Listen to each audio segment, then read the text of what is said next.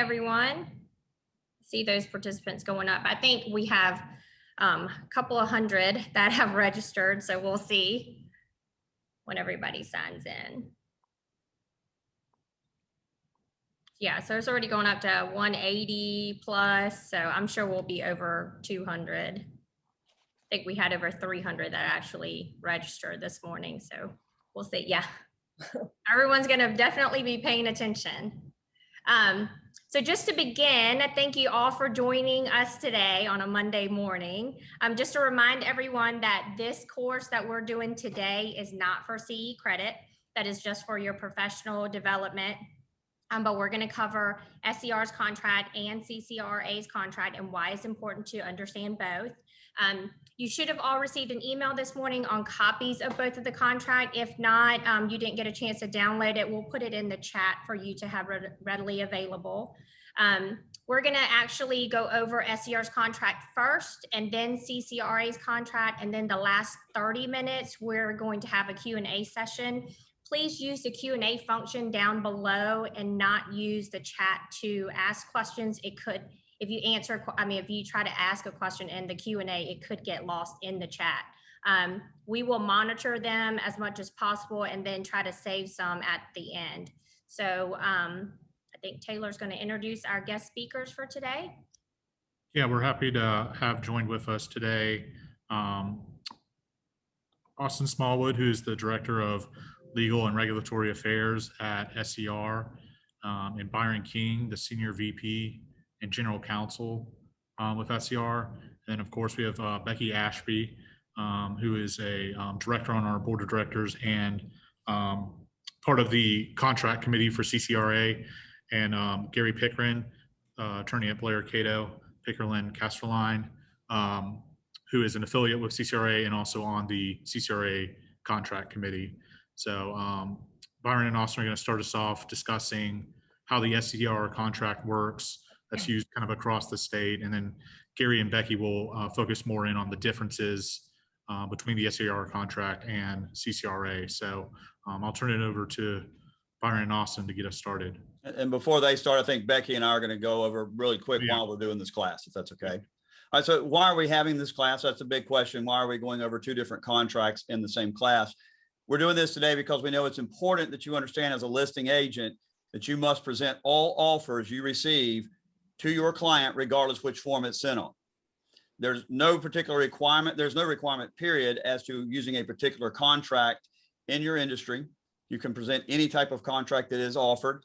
In fact, there's some states such as New Jersey in which the attorney actually drafts the contract and presents the contract and negotiates it. So it's important that everybody understands if you are in the CCA market or you're in a market that uses the SCR contract, that if you receive a contract on the other contract, you still have a duty to present that contract. Now, the one rule I would add is that you cannot use forms that are not approved by your broker in charge. All forms have to be approved by the broker. We do believe, however, it is best that you use the contract that is mainly used in your market. So if you're in a CCRA market, we think it's best to use yours. If you're in a market that uses the state contract, we think it's best to use that. The reason being is lenders, vendors, attorneys, they all understand your contract that you use on a daily basis. They understand the time frames, the requirements, and so forth. So we believe it's typically best to use that contract that you're using in your area.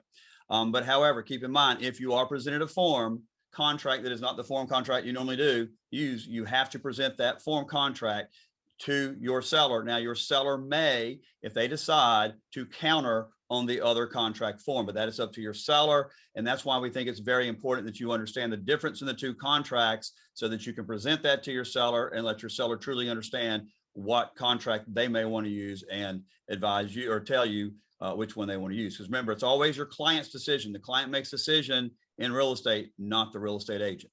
So Becky, why don't you talk a few minutes about the risk and we were talking about earlier? Well, I may not need a few minutes, just a minute or so, but it is our duty as realtors to understand and be proficient in the contracts that we'd be using in our marketplace. So I think many of us have probably seen offers coming in on the state contract, or we've been asked to write an offer on a state contract, even on a listing in our own market. So rather than shun it and say we don't do that, we really need to understand it so that we can point out the differences to our client. maybe the state contract seems maybe more favorable to our seller. So know it and, get good at it so you can advise and, you have a responsibility to do that. That's it for me, Gary. Okay, so we'll turn it over to Byron and Austin. Thanks, Taylor. Thanks, Tim, Taylor and Kim for setting this up. Good morning, CCRA Realtors. I'm Byron King, General Counsel, South Carolina Association of Realtors. We're out on Ferndina Road near Columbiana. And like Becky and Gary were talking about, get trained on these forms. It's not going to do you any good if you're not trained on these forms. So make sure you should get some good training on the forms. I'm going to give a quick briefing on the history of the form and then turn over to Austin to go into a deep dive on the state contract. So Austin and I are both lawyers here at the Realtors Association. Tara Pitts is our new attorney that was hired. She's also our fair housing director. And so we provide these forms, a whole library of forms through several vendors, Zip Forms, Instanet, Lone Wolf, DocuSign, and then .loop. So we license those forms. These forms are to help you to comply with Article 13 of your Code of Ethics and South Carolina state law, which says you're not going to practice law without a law license. So the unauthorized practice of law, you heard Gary mention in New Jersey and some other states where lawyers draft the contracts. So our goal is keep you trained up so you're never accused of the unauthorized practice of law. So we never lose the ability for realtors to fill in the blanks on these standard forms drafted by lawyers at the Central Carolinas and the State Association, that you just fill in the blanks with, names, numbers, addresses, and items. If you find yourself starting to write phrases or sentences into these contracts, make sure you talk to your broker in charge, your brokerage attorney. You contact the South Carolina Association of Realtors hotline or Gary or your closing attorneys to get some legal language to go in there. Never use phrases or sentences unless an attorney has signed off on those, either your brokerage attorney, your closing attorneys, legal counsel at the hotline. So if you need to reach me in Austin, our phone number, it's on our website, but it's 803-772-5206. And to email us, it's just our first name. So, and then at screaltors.org. So for me, it's Byron at screaltors.org. For Austin, it's Austin at screaltors.org. If you Tara Pitts, it's tpitts at screaltors.org. So kind of the history on these forms.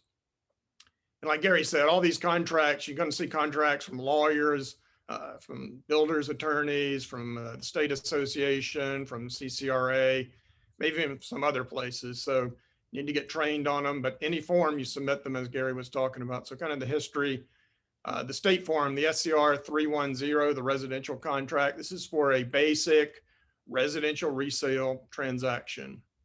If you're getting into something like short sales or new construction or rental properties or vacation rental properties, you probably want to talk to your broker in charge and make sure that the state or the CCRA contract fits your needs, or do you need to use a different contract or even addendum or have an attorney tailor either of those exactly into your needs. So the state contract, SCR 310 and its addendum are made for the cookie cutter residential resale transaction from a typical buyer to a typical seller. If you're outside that box, make sure you get in touch with your brokerage and call SCR or one of your attorneys in Columbia. It's kind of the history. There was a patchwork of contracts around the state. Spartanburg had a contract. Greenville had a contract. Hilton Head still has a contract. You'll see other contracts from other lawyers and builders around the state. So one of the ideas where it first came about, we saw North Carolina went to a due diligence about 10 years ago. We worked with Nexon Pruitt Law Firm and our Forms Committee to develop a contract that could pull in some due diligence elements to it. We really like the things that due diligence does. Then we saw North Carolina do it. And in the upstate, we saw Greenville, Spartanburg, and basically Anderson markets, all their MLSs work together in kind of a common market. That was the first place we saw some mergers of everybody adopting the state form up there. So SCR 310 is used pretty much around South Carolina, except for the private MLS markets, the Columbia Midlands market, the Hilton Head market, which Hilton Head market has 3 or 4 contracts that are commonly used down there. So there's an element of Tower of Babel, right? So you have to learn all these contracts and get trained on and be aware of the pros and cons, because all of them, while they're about 90% the same, there are important differences between them that you need to understand when you're using these contracts. But the idea of the state contract is it's tailorable. It's fill in the blank, which is pros and cons, right? So your contract in the Midlands area, everything's kind of fixed, dates already written into the contract, which is a bonus. But our contract has to work across the state in different markets. So we have some different market customs around the state, mainly in Horry County. They would do a lot of transactions with snowbirds. So in that market, they like to use what we call repair procedure that Austin will talk about. It's a little bit different from the way you work the contract and the way the due diligence works. So our contract has to have both. It has to have the repair procedure and due diligence in it to work with Horry County. Horry County closing attorneys operate differently than most of the bars around the state because of fraud in that area. Their bar got together and basically stopped table funding. They basically record, just like you'll see in a high dollar residential or a high dollar commercial deal, where they'll do a title update right before we're recording the deed. The runner will call the lawyer back and then they'll disperse the check. So Horry operates in that manner. We have to be able to operate across the state. So our contract is a little bit different from that perspective.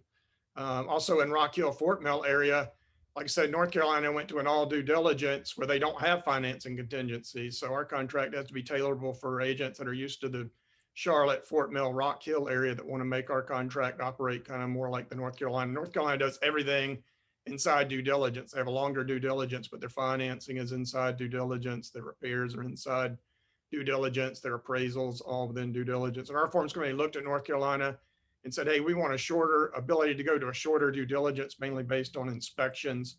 So our forms committee pulled out the financing contingency, appraisal contingency, and wood infestation contingency. So you could have a shorter 10-day due diligence, for example, and still have a financing contingency that runs to closing, still have an appraisal contingency so people could get the repairs squared away and then order the appraisal and spend the $500 on an appraisal.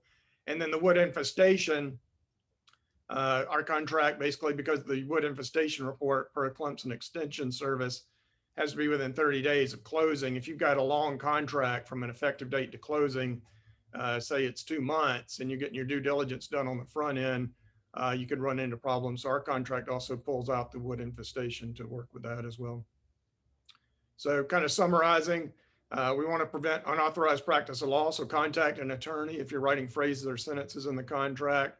State contract has to be flexible. So you'll see there's a lot of blanks to fill in for dates or options with check boxes, even between repair procedure, due diligence, and as is, which the pro is it's tailorable. The downside is there's more work for the realtors to do, right? So but our contracts just be tailorable to work across the state.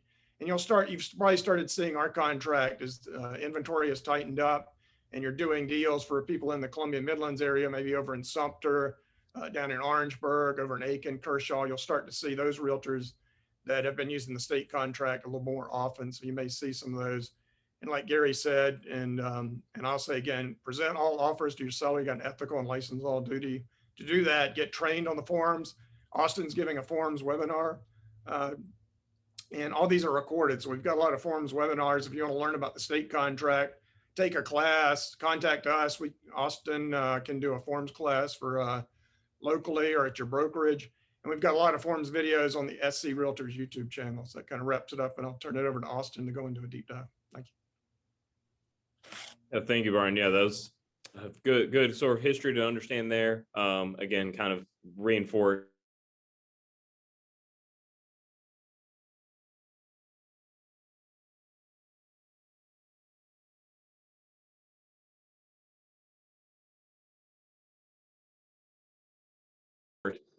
offer. So I'm going to kind of now go through our contract. I'm going to try to kind of hit the high points. I'm not going to go through it line by line, but kind of hit some of the high points. And then I know in the sort of the second hour, Gary and Becky are going to kind of go over some of the differences there, I guess. So the first thing would be to figure out, especially since there's a lot of versions of our contract out there, hey, how do I know that I'm using the most up-to-date SCR contract? So we updated our contract in January of 2020. What we did, the first thing we did when we updated in 2020 is we moved this language about obtaining legal advice to the very top of the contract. So when you get an SCR contract, if it does not have this, parties are solely responsible for obtaining legal advice prior to signing the contract at the very top of the contract, then you know right off the bat you have an outdated version of the contract. So make sure you're using that version. You will see at the very bottom of all of our pages, a date, a month, and a year. Currently, the most up-to-date version of this contract is 1/2020.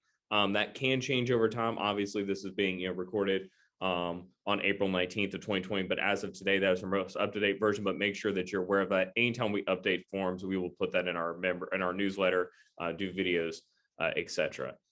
So a couple things to note on this first page are things that we did add in the 2020 version. So your first section is fairly boilerplate. That's where we have our definitions. You will note SCR's contract does not have business days. We do part of the revision we did in 2020 is we removed business days from the contracts. Everything will either be a calendar day or a hard business or a hard date. There is no business day calculation to be done in our contract. There is no business days, period. This next part here where you see a buyer seller is a South Carolina real estate licensee, make sure regardless of what contract you're using that is in bold underlined capital letters on the first page of the contract. That is required under license law to be in a contract in bold underlined capital letters on the first page. There were 2 cases at the Real Estate Commission in the last 2 years where that disclosure was made elsewhere in the contract. It was made on the MLS, but because it was not checked on the first page of the contract, both individuals were found in violation of license law. No one alleged in either of these cases any sort of wrongdoing, that they were misled. Everyone was aware that the individuals were either the buyer or seller was a real estate licensee, but because it did not meet the technical, the exact written rules in license law, there was a violation. So make sure, regardless of what contract you're using, that those boxes are there, that there's a disclaimer of that in the first page. The next thing, we have a buyer and the seller. They're going to initial and acknowledge receipt that they've received that disclosure of brokerage relationship form. Remember that form needs to be given at the point of first substantive contact. We always recommend that if you give that to them in writing, also give them, send them an email. Here's that form we discussed. Let me know if you have any questions. That way you have a paper trail. I know we see from our professional standards process that parties tend to not remember receiving that form. And this is, one of those that's required under license law to do. And then this also gives you another chance to fully explain that client to customer service in the transaction. Purchase price. The only thing that I would point out here is this last sentence. If you are doing a buyer sales contingency, SCR 504, so in order for the buyer to buy this home, they've got to sell their current home. Make sure that you're checking that contingent box here at the bottom of paragraph 2, and that if there is a 504 attached, that you are checking the box is. Make sure that you're checking those, and then of course, if you do check them, that there is a 504 attached. Scr Form 504 is being updated. That update will be live Monday, a week from today. I am doing a webinar on that and the other forms changes at 1 o'clock today if you are interested. Paragraph 3, property. This essentially says that, hey, the seller is going to give you the property in operable condition through closing. A couple ways that this pops up is after repairs. There was no problem with the HVAC system, but 2 days before closing, the HVAC system goes completely kaput. Under paragraph 3, they do have to give you an operable HVAC system. We also do want to put in here at the bottom where there's personal property. So the most common ones we see on the hotline are refrigerators, jungle gyms, play sets. Even more, we're seeing things like video doorbells, smart thermostats, things of that sort. Do not assume any of that stuff is going to be transferred. Go ahead and put that in the contract or in a separate bill of sale, whichever the lender prefers. If the lender wants it in a bill of sale, do it that. If they want it in the contract, put it here. The more detail you can give, the better. So don't simply write refrigerator. If you write refrigerator, they're going to leave you a 30-year-old beer fridge, and they will have met the requirements of the law. So open up the refrigerator door, write down Samsung, LG, model number, stainless steel, French door, double door, whatever you want to, more detail, the better. Do not just say as seen on the MLS or attach an MLS sheet. The MLS sheet has a lot of information on there that you wouldn't want to be part of a contract, such as square footage. There was a case out of California a few years ago where the square footage on the MLS was far different than the actual square footage. You can probably figure out who had to pay the difference, and it was not the buyer or the seller. So that is sort of the big pieces on the first page. So the next page, we're going to go to the closing and possession. So this is one of the, I know the key differences that Gary's going to point out. we no longer have an automatic extension. So prior to the 2020 change, we had language in our contract that would say, in this first sentence, closing occurs no later than 5 p.m. on or before blank closing date, with a automatic extension of blank days for an unsatisfied contingency through no fault of either party. So in 2019, I went around and did classes teaching on this and asked everyone at every one of these classes, how many of you have ever had a client admit they were wrong or at fault? And not a single hand and I went to every single local board over about a 2-month period, not one hand went up. So that was one issue. The way we would see, that was intended initially for, genuine underwriting issues. We all have to evacuate because of a named storm. What it turned into was, the most common one we'd see was a buyer would wait until 4 days before closing, would go switch lenders to get an eighth of a point better, and then would go, hey, we now actually, good news, I got a better rate. Bad news, we have to delay this closing a week. The seller would say, no, we don't, because the automatic extension is through no fault of either party. And the buyer would go, it's not my fault, it's the bank's fault. And so you had that dispute there. So now we've kind of said, hey, if the closing date needs to change, both parties need to agree to that pending any change. Something like a named storm, obviously reasonable people are going to agree to change that. So that's probably the biggest difference we have there. Otherwise, fairly straight, that you need to, seller's going to give you a clean vacant house. They're going to give you all the keys and codes and like items. Earnest money. So this is the number one call we get on the legal hotline is earnest money. Make sure that, by the way, just as a note for our contract, this paragraph 5 is the only time you will see the words earnest money in our contract. So if you were to do Control F, you will not see earnest money in the repair section, financing section, appraisal to termite. So if you talk about earnest money in any other section of our contract besides paragraph 5, you're inserting language into our contract that does not exist. So if you're using the SCR contract and your buyer or seller client asks you, hey, if I don't get, under what conditions will I be able to get my earnest money back? The answer needs to be mutual agreement of the parties or a court order. That's the entire list. We do have an earnest money disclosure form. You can give your buyer or seller client at the initial time when you are giving them to sign their agency agreements that will kind of lay that out for them. And that is SCR Form 620. That is our earnest money disclosure form. So earnest money, which you'll put here, is the total amount of earnest money that is due. And then it can be paid in one of two ways. It can either accompany this offer, or what we see more commonly is that it will be paid by 6 p.m. on a hard date. So not calendar days after effective date, not business days after the effective date, by a hard date. The reasoning we did that is getting out of the disputes of, hey, when did we actually become effective? I know you sent this at 9 o'clock at night. Well, I didn't receive it till 10 o'clock the next morning. So we just said, hey, everyone, regardless of, whether this is your first house, 10th house, whether you're from Columbia or you're from Oregon, everyone understands, May 1st, 6 p.m. on May 1st, 2021. I will make a note here to make sure that when you are negotiating these contracts back and forth and you have a hard date in there, make sure that that date still makes sense. Because if you start negotiating something today and go, hey, May 1st is plenty of time, but then you guys don't actually get under contract until April 30th, now you may have boxed your buyer in to get earnest money to the parties within only a few hours. And then the earnest money will be in the form of check, cash, or other. We always get questions on what is this line here after. That is simply if you were to check other and it was by wire, then you would write in wire there. So that is the blank for what the other is. And then essentially the next blank is that you authorize whoever to be the escrow agent. We no longer have a signature on the last page of the contract about that. And this is where you're going to authorize someone to be the escrow agent. Make sure that they're aware that they are the escrow agent. And then the last blank in this section is if the escrow agent requires a fee for filing that interpleader action, they would put that in there, especially if you're going to have a law firm hold it. Make sure you check with the law firm. The law firm may have essentially a fee that they require for that. And so make sure that number matches up with whatever the law firm asks for. If the earnest money is not turned in by this date above, so again, 6 p.m. on May 1st, for example, then the seller does have the right to terminate by delivering notice of termination to the buyer. That is not sort of a pocket ace that the seller can play at any time. If the seller does want to terminate based on that, they need to do it sooner rather than later. You can't then go all the way to 45 days later, go to right before closing, go, hey, you were 6 hours late on your earnest money, so now I'm going to terminate. You need to, at that point, your actions probably would outweigh that. Okay, so transaction cost. These are just simply laying out what is included as a buyer's cost, what is the seller's cost.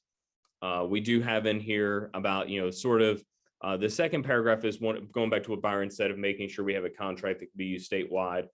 This was sort of trying to catch every sort of possible fee name that could be in there. But essentially, if it's anything pertaining to a transfer fee, owners association, transfer fee, whether or not those are buyer or seller cost. And if they do not, if neither box is checked, then they will default to a seller cost. So if you're representing a seller and you do not want your seller to pay for these, make sure that you're checking the box there. And then at closing, we used to have a dollar amount or a percentage of purchase price, whichever was higher, is now just a transaction cost will not exceed a certain amount with the non-allowable cost then allowable cost. I want to make sure that you read that that is not to exceed. So if you put $10,000 in there and there are only $8,000 of transaction cost, the buyer does not get an extra $2,000. They are simply get the $8,000, but likewise, if the transaction costs are $12,000 and the number in there is 10, the buyer's still going to pick up 2. So that is sort of it's a cap. It's not sort of, you don't get the extra amount as free money, so to speak. Paragraph 7 is our next section. This is our financing section. So we did a couple things in here when we did our most recent revision. Instead of minimum or maximum percentages of purchase price, it's now just a maximum percentage of purchase price. Do note our financing contingency runs all the way to closing. So financing contingency in the SCR contract expires when the loan is actually funded. So we have hard dates in here as well. So going back to making sure that those dates make sense throughout the entire time you're doing the contract.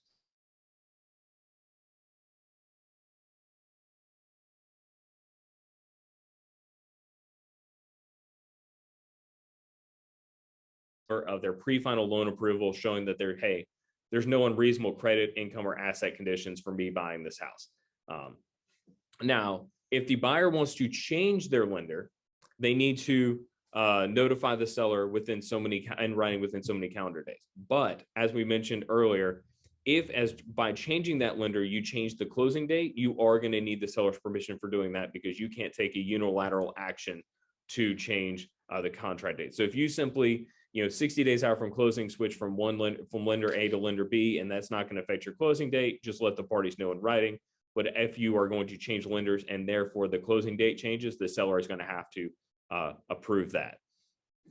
If the seller or broker are ever notified of the inability to obtain financing during the financing period, either party can terminate the contract by delivering notice. And then again, earnest money will be dispersed through mutual agreement of the parties or a court order. And then you will put down here your lender and lending types and things of that sort.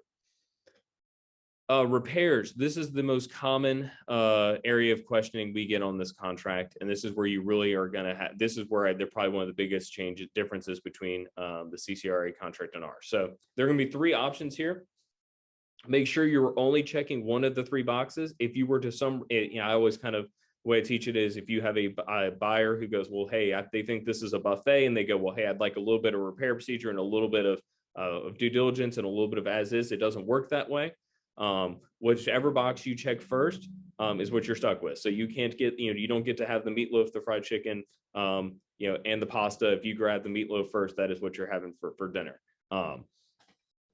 So on here, repair procedure. So under as, I kind of do it this way. Under as is, what you see is what you get. The seller is not obligated to fix anything, and the buyer is not obligated. And the buyer can ask for whatever they want, but if the seller says no, the buyer cannot walk away. Due diligence, the buyer can ask for anything they would like, and the buyer can walk away for any reason that they would like. The seller, though, is not obligated to fix a single thing. But if the seller keeps that position, they may lose the buyer, and then the buyer may have to pay a termination fee to walk away. Under repair procedure, this is much smaller. So we sort of took all the possible repairs you could possibly ask for, and we kind of put them in a small box and said, what is the seller obligated to give you? They're obligated to make the 6 systems operable, which are heating, air conditioning, electrical, plumbing, water supply, wastewater. Those have to be in operable condition. Most basic way that means is it has to work. I kind of say, if you turn on the AC and cold air comes out, then it's probably that's meets operable. If you're now going to argue over, well, hey, it should be blowing out at 65 and it's blowing out at 69 or 70. Now that's where we're going to have to come to a mutual agreement, and we're going to have to mediate. So a repair procedure gives you you're going to kind of get into a lot of semantics arguments there. Or you have to make, and under repair procedure, you have to make the roof free of leaks. Notice that does not mention the age of the roof, useful life of the roof, what an inspector recommends that a roof is replaced. The roof simply has to not be leaking. Under none of our three options, actually, can you obligate the seller to buy you a new roof? If the roof is not leaking, even if it's the oldest roof in the county, as long as it's not leaking, the seller has met their obligation under repair procedure. And then address environmental and structural issues. The most common ones of those are, foundation, mold, things of that sort. But if you really get into an argument there, that's where the parties are going to reasonable, a buyer who wants to buy and a seller who wants to sell are going to make a deal. Those who don't are going to walk away. A few years ago, we had one of the bigger brokerages in the state do an analysis, and they actually found that about the same percentage of deals fell through under due diligence and repair procedure, because essentially the parties who wanted to make a deal work made it work, and those who didn't did not. Under repair procedure, I will point out in this last sentence of the first paragraph something that is unique to repair procedure, that upon a seller request, the buyer will provide a copy of the inspection report. The reasoning for that is to try to negotiate and encourage that mediation. So again, the buyer is saying, hey, I don't think your HVAC system is operable. And the seller goes, well, it's the summer in Columbia. Trust me, I would know if my HVAC system wasn't working. And so, hey, maybe can you send us the portions of your inspection report that show why you don't think our HVAC system is working appropriately? If the buyer responds with, hey, this is my report, I pay good money for it, then the seller can say, hey, well, under the contract, if you won't give me those 2-3 pages on the HVAC system, now I want your entire report. We would not recommend making this a common practice for a seller to request this, because once you receive that for the entire inspection report, you can't simply thumb to the pages on the HVAC system. You're responsible for everything that's in it, and that may now change some of your seller disclosure answers. So by 6 p.m. on a hard date, the buyer is going to do any of these inspections, and they're going to send their request. So they have to have everything done at the same time. So they have to have all their inspections and their requests have to be completed by 6 p.m. on a hard date. If they miss that deadline, then they waive their right to repairs. Now, at the same time, we now give a 6 p.m. deadline for the seller to tell you whether they agree to make all seller paid repairs by repair request. So they make the six systems operable, roof-free of leaks, and address environmental concerns and make improvements structurally sound. This bold portion here is very important. So when you're going through with your buyer and saying, hey, what are your must-haves for getting fixed on this house? So they keep coming back to, well, I hate the carpet. They need to repaint this. They need to change out these bathroom fixtures. They need to do this, and it's all sort of cosmetic stuff. You need to let them know, hey, under repair procedure, there is no obligation of the seller to fix this.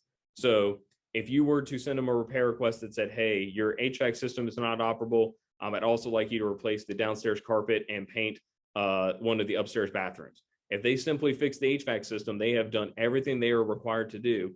And if your buyer tries to walk away, they could face some legal recourse for doing so. So make sure that they are completely aware of that. As long as the seller meets their as long as they make those systems operable, roof-free leaks, and address environmental concerns, they have met their obligations under the contract. If the seller does not timely respond or does not agree to make those, then the buyer does have 2 calendar days to either say, hey, I love the house, I'll buy it anyway, negotiate and say, well, I know the HVAC repair is expensive. Why don't we split the cost, or terminate by delivering notice? The buyer does not do that within the 2 calendar days. We have an as-is contract in regards to repairs. Due diligence is your other option. This is an all, I guess, unlike the CCRA contract, this is an all-in date.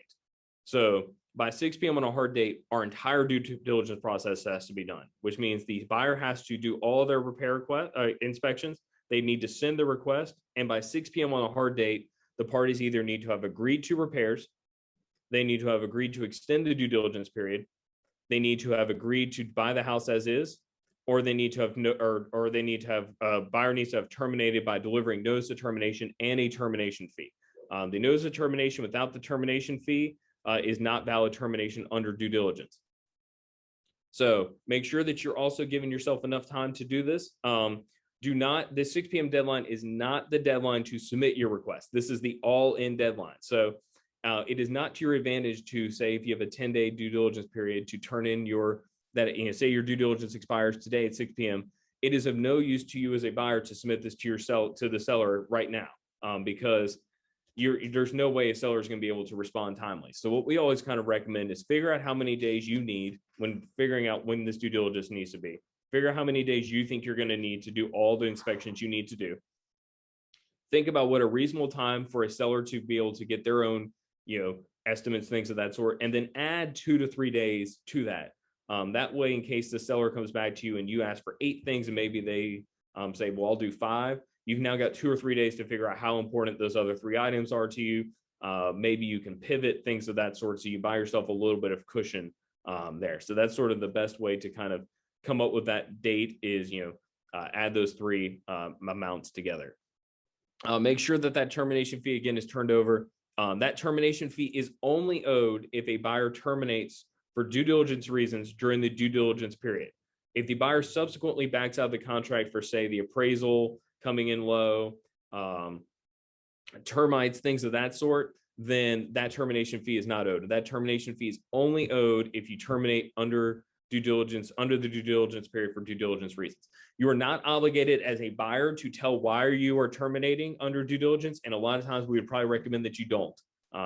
Just send the termination fee, notice the termination, and go about your day. I would also recommend at the same time, if you are terminating, to also attach a release agreement, 518, because again, we do not have automatic dispersal of earnest money. So this would allow you, so you would send, say the termination fee was $500. You'd send a $500 check to the seller. You would send the notice of termination. Then you would also have in there the release of agreement saying, hey, and the $1,000 earnest money returned to me as the buyer. If the seller signs that, then now you're completely free and clear. You no longer have any issues with the contract, and you have your earnest money dispersed. Sometimes it's a lot easier to get the seller to agree to sign the earnest money back to you as a buyer if you've already sort of given them a check in hand. They're a lot less likely maybe to fight you over the earnest money if they've already received, if they're kind of looking with a $500 or whatever the dollar amount is in there.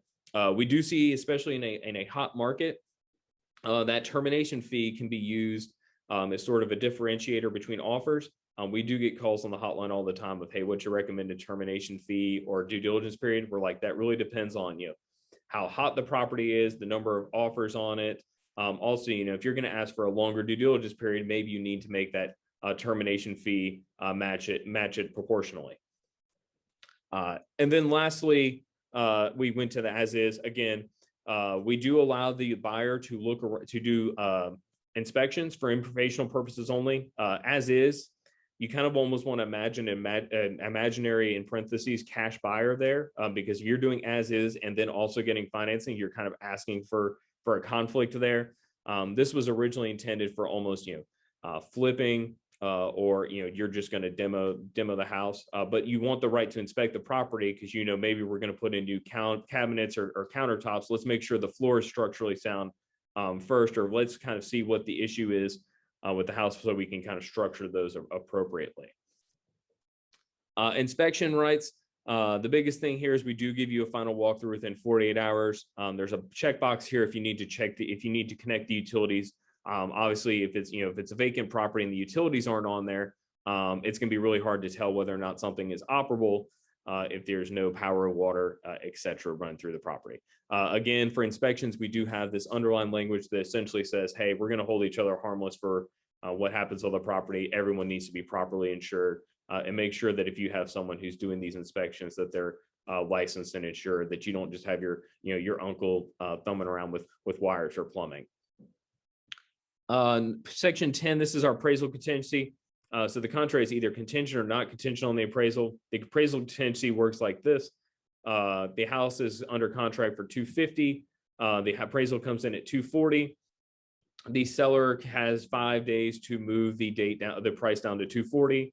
If the seller does not, the buyer can either accept that or walk away. The appraisal contingency does not work the other way. So if the house appraised for $260, the purchase price is still $250. But as long as the seller moves the purchase price down to $240, the buyer cannot walk away without potential legal recourse. Wood infestation. This is Contingent or not contingent, again, with it being Clemson extension, this cannot be done any earlier than 30 days prior to closing. Essentially, if termites or issues are found and the seller agrees to remediate them, then the buyer cannot walk away without potential legal recourse. If the seller refuses to do so, then the buyer can accept it, make sure they check with their lender before doing that, negotiate with the seller for repairs, or terminate. Survey title inspection, that's essentially just saying that, hey, brokers are going to recommend that you have the appropriate individuals do that stuff. Survival is there's certain provisions of this contract that extend past closing. Those are appropriately noted through the contract. Fire and casualty, this is what happens if the property is damaged. We are in the process of it's shortly going to be changing this from 5 calendar days to 14. Understanding that with name storms, things of that sort, evacuation, sometimes you can't even get to the property within 5 calendar days. So we're extending that out to 14. That change should be coming in the next few months.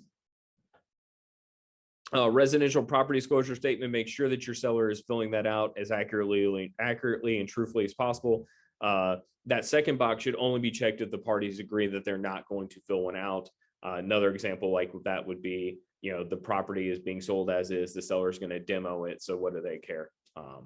But SCR always recommends that a seller disclosure is filled out and is filled out as honestly and truthfully as possible. Lead-based pay and sex offender information, that's fairly common. Same with the trust account and income tax. The next big paragraph I think was 21. I did want to point this one out. So this is your important to make sure everything you get is in writing. This essentially says the only things that count are what's in the 4 corners of this document. So just because you guys agreed over the phone about something or in a text message, or it says something on the MLS, does not make it so. So if you want it to be part of the contract, it needs to actually make it to the 4 corners of this document. Adjustments. This is something I know was brought up in one of our meetings prior to this. This essentially just is where you're going to agree to prorate things such as utilities, owners association. If you've got any sort of vacation rental issues, this is something where the closing attorney is really going to kind of look at this stuff and make sure it's matched up appropriately. We do have language in there about special assessments.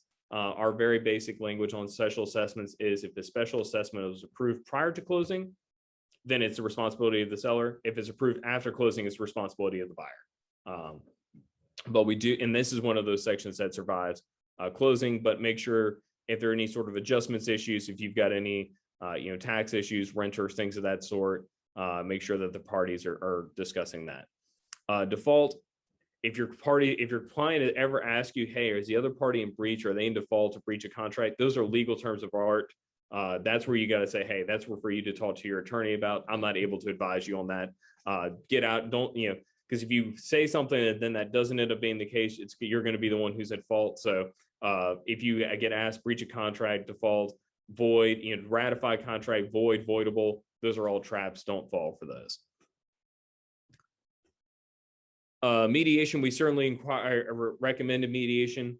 We are currently offering free online mediation through the association. So certainly recommend that everyone tries to mediate things before going through court, especially as we're still trying to get caught up for the backlog in the court system from it being shut down for a number of months. Broker disclaimer, basically, that you as a broker are not going to give warranties on these things. Also, don't give warranties on these things. This does not protect you, but essentially tells the seller that, hey, you need to get your own mold inspector, HVAC inspector. You need to look up your own stuff about schools, things of that sort. 27, this is the only time broker compensation is in the contract, and do not ever this is a contract between a buyer and the seller. Your compensation has no business being written in as a contingency or as an addendum to the contract. So this is the only time broker compensation should ever be mentioned. If there's a compensation issue, parties need to, the brokers need to figure that out amongst themselves, through maybe a compensation agreement or through the arbitration process after closing. Interfering with a contract or holding it up over a commission dispute will result in your license. Your license can be taken away under 4057-710. 28, this is where if you have attachments or addendums, this is helpful to write those in there, for no other reason than LR knocks on your door 2 years from now, it's sort of a nice checklist for you to go, hey, oh yeah, this one had a buyer sale contingency on it. We had, maybe an occupy prior to closing or something like that attached to this contract. Notice, make sure that you're giving notice to, if you're required to deliver something, that you're giving it to the proper notice address.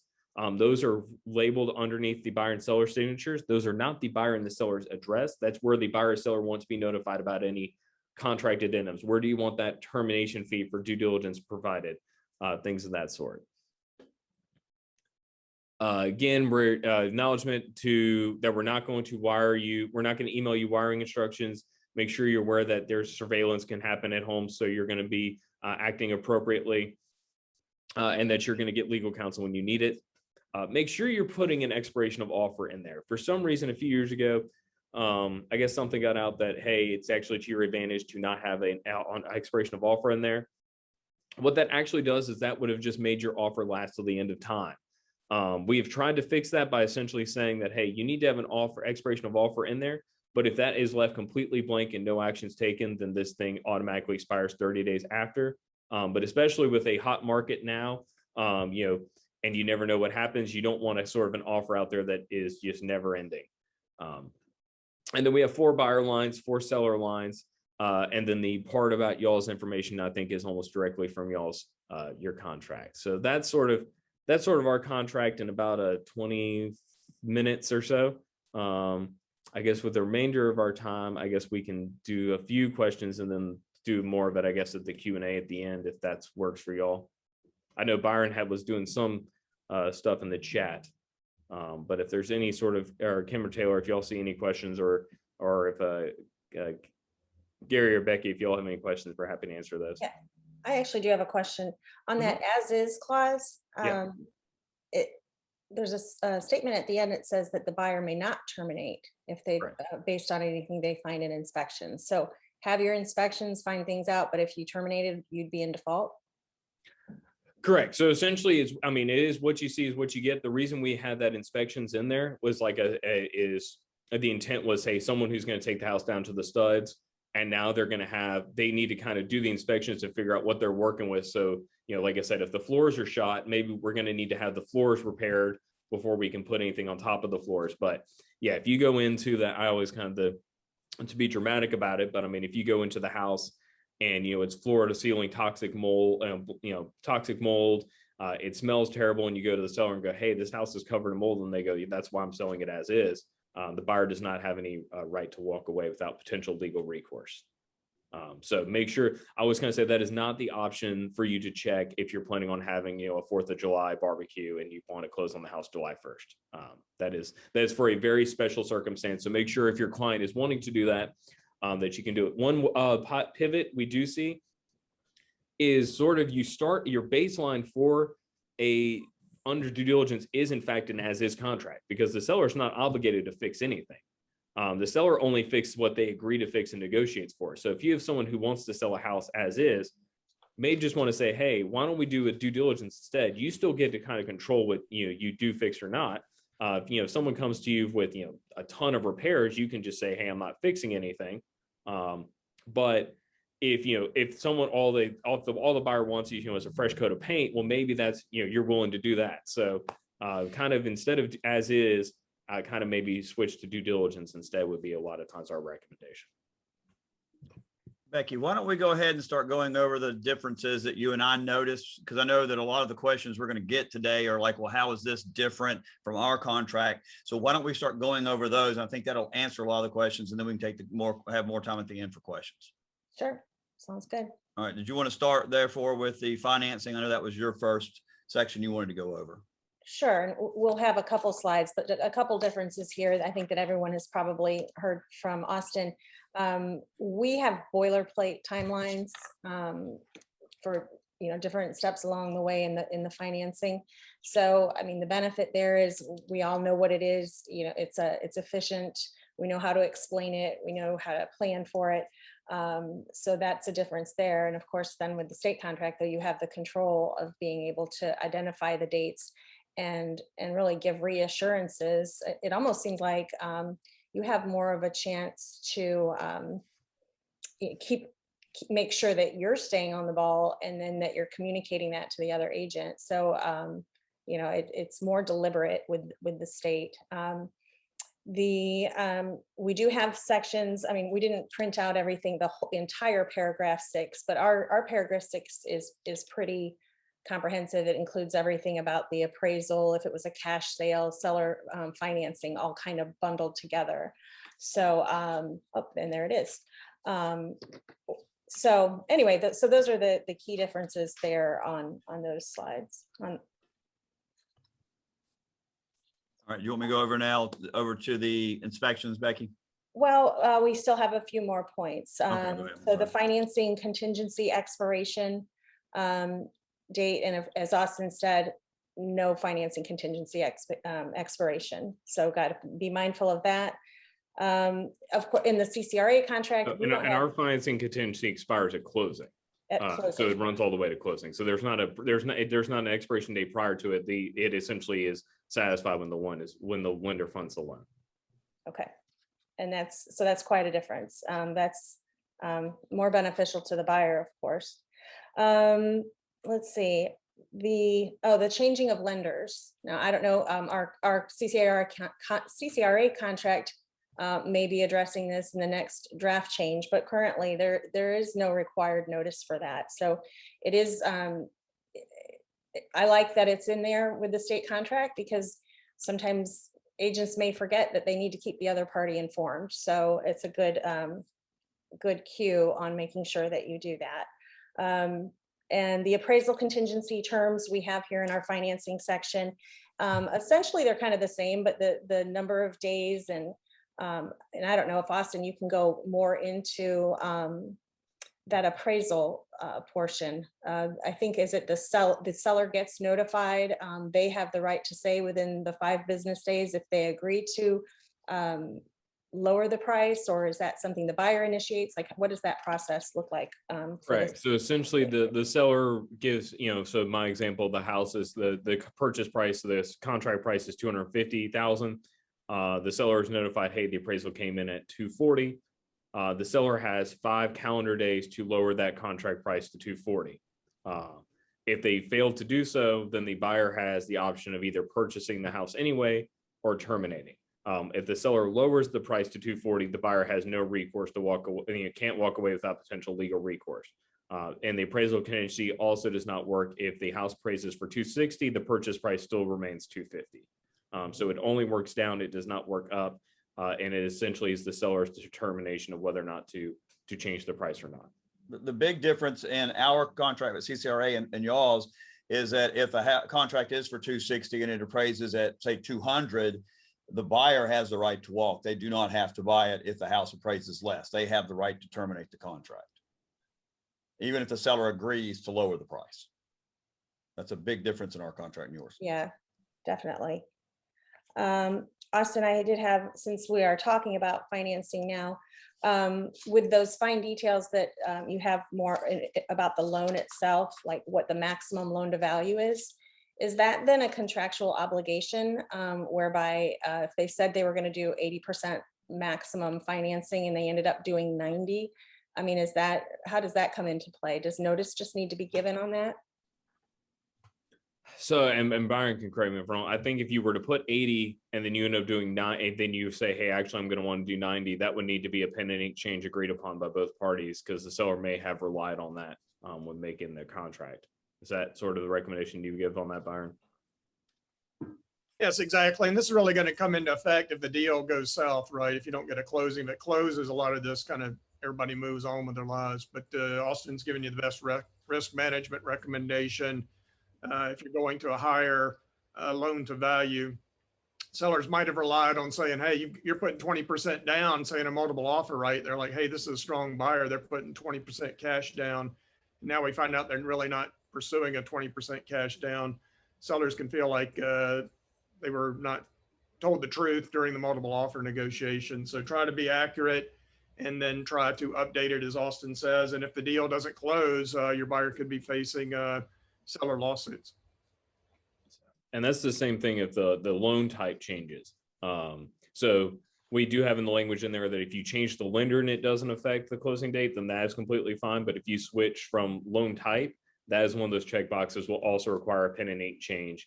Both parties will have to agree because the seller may have chosen your offer based on your loan type. So that is a term that would have to be agreed upon by both parties to be changed. And that would be similar in our contract also. So no difference there. I think that's good on the financing section, Gary. Okay, all right, so let's talk about our inspections and due diligence. Ours is, as y'all know, is quite different. In the state contract, you have the repair procedure, the due diligence, and the as is. In the CCRA contract, we basically have a due diligence procedure, which allows for requests for repairs.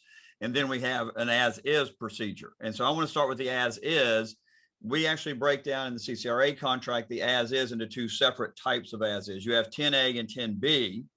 In 10B, it's as is with no due diligence. Now, I know the state does allow due diligence, but like our 10B, you cannot get out because of inspection. So in our 10B, if you do a 10B as is, no due diligence, you're saying, I'm buying this house regardless. I'm not even going to look at it. I just want to buy it. We tell people this is typically when maybe there's a structure like a Lake Murray house that you're planning on tearing down and putting a new structure, or it could be you're buying a brand new executive construction. The seller is selling an executive construction house they've been in for 3 months.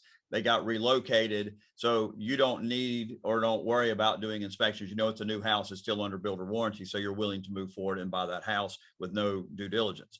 Our second due diligence or second as is we have is an as is with a 10-day business day due diligence, just like we have under 9. But the difference here on this one is you can do any inspections you want. You can terminate because you don't like the inspections for any reason whatsoever, basically. But the seller has no obligations to make any repairs. In fact, you're not even to ask for repairs. Either I've done my inspections, I'm going to buy it, or I just don't want to buy it. It's up to you. Now, under our paragraph 9, which is our due diligence in CCRA, you have 10 business days to do due diligence. You can do any type of inspections, tests, assessment you want. It is not limited to termite, heating and air, or any list. It can be anything. You can come into the house after you have signed the contract and you're ready to buy, and then you can start measuring. And our thought process was, when people buy houses, they don't feel typically don't feel comfortable opening up cabinets, doors, and things of that nature because they don't feel like they have that right yet. But once they're under contract, now they feel a little bit better. They can go in and do more inspections. And so if somebody goes in and finds out, okay, my California king bed actually isn't going to fit in this room, they can get out of the contract. So they can basically do any type of inspections, tests, assessments they want during that 10 business days. And at any time during that 10 business day period, they can terminate for essentially any reason. Our idea was to eliminate buyer remorse as early as possible. And if somebody doesn't want to buy your house, typically they're going to figure out a way to get out of it. We would prefer to have them out in the first 10 business days versus waiting to the very end and trying to come up with some reason to get out at that end that really holds very little water. If the first option is to terminate during that 10 days. If they terminate in the CCRA contract, they are required to provide you copies of any inspection that they did, the full copy, even if that wasn't the reason they terminated. So for instance, if I inspect the house and determine that, okay, my furniture isn't going to fit here, or looking at this house, Father, for whatever reason, I don't want to buy it, even if I have clear termite letter, I still have to provide that clear termite letter to you. Our thought process behind that was you have a duty to update seller disclosure. And what we did not want to have happen is buyer A backs out of the contract because of a termite issue, doesn't tell you. Buyer B then buys the house, doesn't find the termite issue, and somehow learns about it after closing and decides you didn't update your disclosure. So we try to eliminate that issue right there. Now, the other options that the buyer has is after their inspection period, during their due diligence period, their 10 days, their second option is just accept the property basically as is and move forward. And at that point, all parties are obligated to move forward. The third option is to ask for repairs. As Austin very correctly said, and I have seen this become an issue, is in the state contract, you select either due diligence, repair, or as is. You don't select due diligence and repairs. I've had a client do that in our Greenville office, and it caused a problem. Under your contract, under the state contract, if I recall correctly, gentlemen, is that whichever one selected first, that one rules. I believe there's a statement that says that. Correct. Yes. So, so if you select repair and due diligence, it's going to be repair, correct? Correct. Right. All right. So our negotiation period, once you complete you submit the request for repairs and your 10-day period expires, then the seller and buyer have 5 days to negotiate any repairs to any defects that are going to be corrected by seller and sign an addendum. If there's no agreement, they can either extend the negotiation period, or the buyer has 2 days after that period expires to say, okay, I'll still buy it as is. So it gives the buyer the final option so that the seller can't just say, I'm not going to make any repairs, hoping that the buyer will go away and they can take another offer. It still gives that buyer a little bit of control. We didn't want the buyer to be fearful of asking for repairs. Now, you gentlemen, please jump in anytime you want on this. The main differences we're seeing is in the state contract, the buyer and the sellers are selecting the time frames. There are blanks for them to select time frames. In the CCRA contract, it is a 10-day business due diligence, 10 business day due diligence. With the state, y'all actually allow the seller and the buyer to negotiate what length those periods will be. Secondly, under the repair addendum in the state contract, as Byron said in Austin, is that it is limited to a certain number of items in which they're obligated to fix. Those 6 items, those are the items we're looking at. And a very important distinction under the repair addendum under the state is that you can't go in and ask for, as Byron said, or maybe as Austin, I want the carpet replaced because I don't like the color of the carpet, or I want the room repainted. I want this done. So, and as Byron did put in the chat, you can certainly ask for it, but if the seller doesn't do it, you have no recourse to walk away. You can always ask for it. You can always negotiate for it separately, but the expectation needs to be that the seller is not going to do that. And if the seller says no, they can walk away. They can't. The buyer can't walk away in this. Not without potentially being sued. Correct. Right. In the CCRA contract, I can come in and one of my repair addendum requests can be replace the carpet. And if they say no, then the buyer still can walk away. So that's a big difference in the 2 contracts, is the ability to walk away on those particular items. The other thing was seller. Let's see. All right. The other thing is if seller disagrees to make certain repairs, there's a 2 calendar day chance for the buyer to go forward. Is that correct? Because I remember there's 2 calendar days for the buyer to move forward. If you've asked for certain repairs, because I assume, and you correct me if I'm wrong, if I believe that the heating and air system needs a new condenser and a new compressor, which is one of the 6 items, but the seller says, no, it doesn't need that. It only needs this. If there's a negotiation breakdown, the buyer has 2 calendar days still to move forward, correct? Right. So essentially, if the seller agrees to make all those repairs, then that's it. If the seller says, if there's that perfect disagreement of, hey, I don't think your HVAC system's operable, you do. The seller doesn't agree to make that repair by that 6 p.m. deadline here. So now we give 2 calendar days for the parties to either try to work it out, the buyer to say, you know what, I'll buy the house anyway, or to terminate. But if you don't, after those 2 calendar days, if nothing's done, then we have an as-is contract in regards to repairs.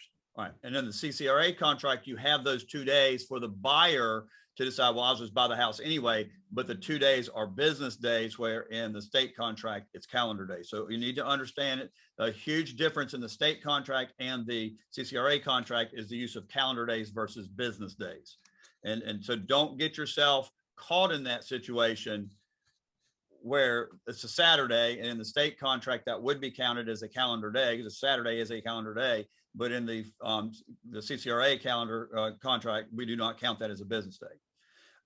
Under the due diligence provision, again, one of the biggest differences is under the CCRA contract, 10 business days is a set date, where in the state contract, you negotiate the length of that due diligence. And the biggest difference is a termination fee. Under the CCRA contract, there is no termination fee. You can terminate for any reason you want during that 10 business day due diligence period, and you do not have to pay in order to do that. In the state contract, they have the termination fee. And there's arguments, as Byron has said, for it, and there's arguments against it. Both just decided to do different things. This doesn't mean one's right or one's wrong. In the as is, The difference, as I mentioned earlier, was that the buyer may terminate because of inspection results under the 10A provision of as is with due diligence in the CCRA contract, but in the state contract, the buyer cannot terminate solely as a result of the inspections. And do you gentlemen or Becky have anything to add on any of those major differences? All right. I have one question for Austin. So the language about the type of the 9 categories, I guess it is, that the buyer can ask in that repair procedure. Mhm. I noticed it said that the improvements need to be structurally sound. Mhm. Does that encompass then if there are any foundation repairs that are needed? Yeah, 'Cause I so the don't- kind of the thing we give on those is that and environmental concerns are sort of intentionally broad because we listed out every possible thing that could be. The contract would need it, you need a wheelbarrow to bring it to closing. That's foundation issues are kind of the obvious ones, floor joists, things of that sort. We've seen, but we get also ones on the hotline about, hey, there's a cracked tile in the bathroom, there's a cracked fence post.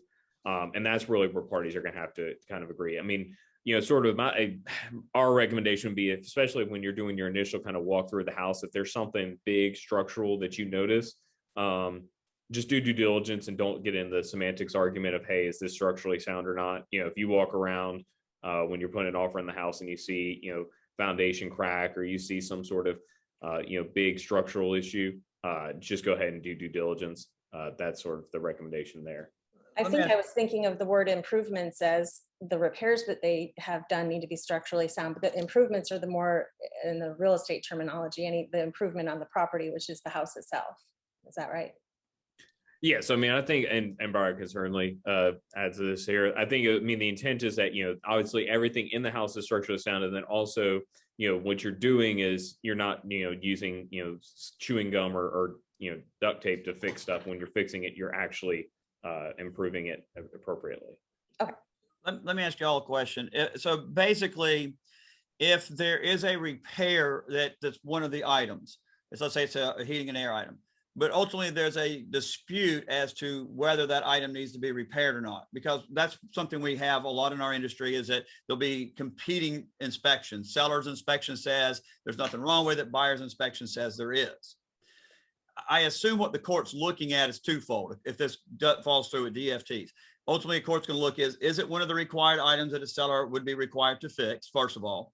And secondly, if it is, does that item need to be fixed? And if the court ultimately the court ultimately decides that yes, this was one of the items of the list, and we believe that the seller should have fixed because it was an item the seller should have fixed, the seller's wrong in their opinion, then the seller could be held at default. Versus if the same analysis goes, but the buyer has asked for something that clearly didn't need to be repaired, the court may decide, while it was an item that needed to be repaired, it fits into the items of the categories, but it wasn't an item, so then buyer could be held at default for not moving forward. Is that essentially what we're looking at in that provision?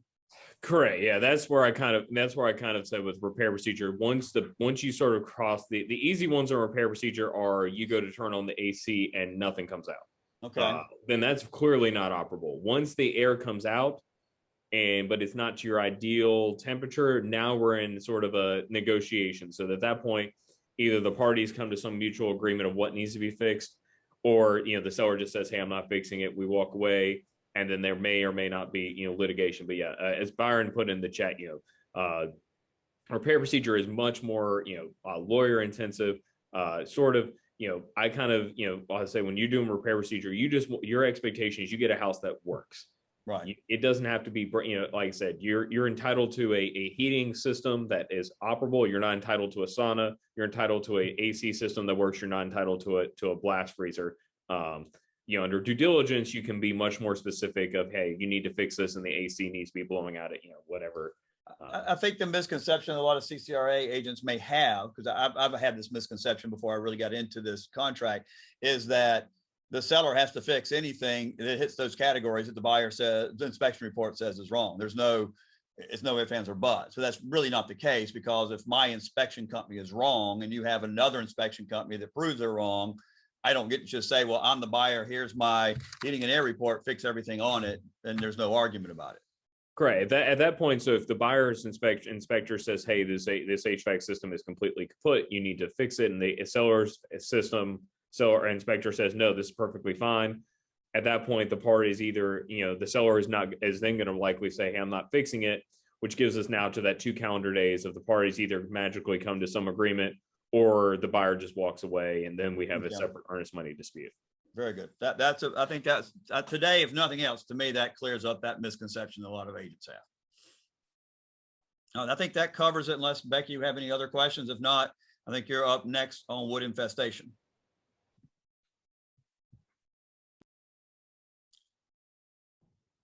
You're muted. That has to happen at least once in every class, right? Sorry, It was me. We've all done it. So the wood infestation inspection, the CL 100 in our CCRA contract, that's part of the due diligence period. It doesn't matter if a letter expires, if it's more than 30 days old. The buyer has the responsibility to have all inspections done during their due diligence period. Now, there are companies who will either come back in the last 30 days at no charge.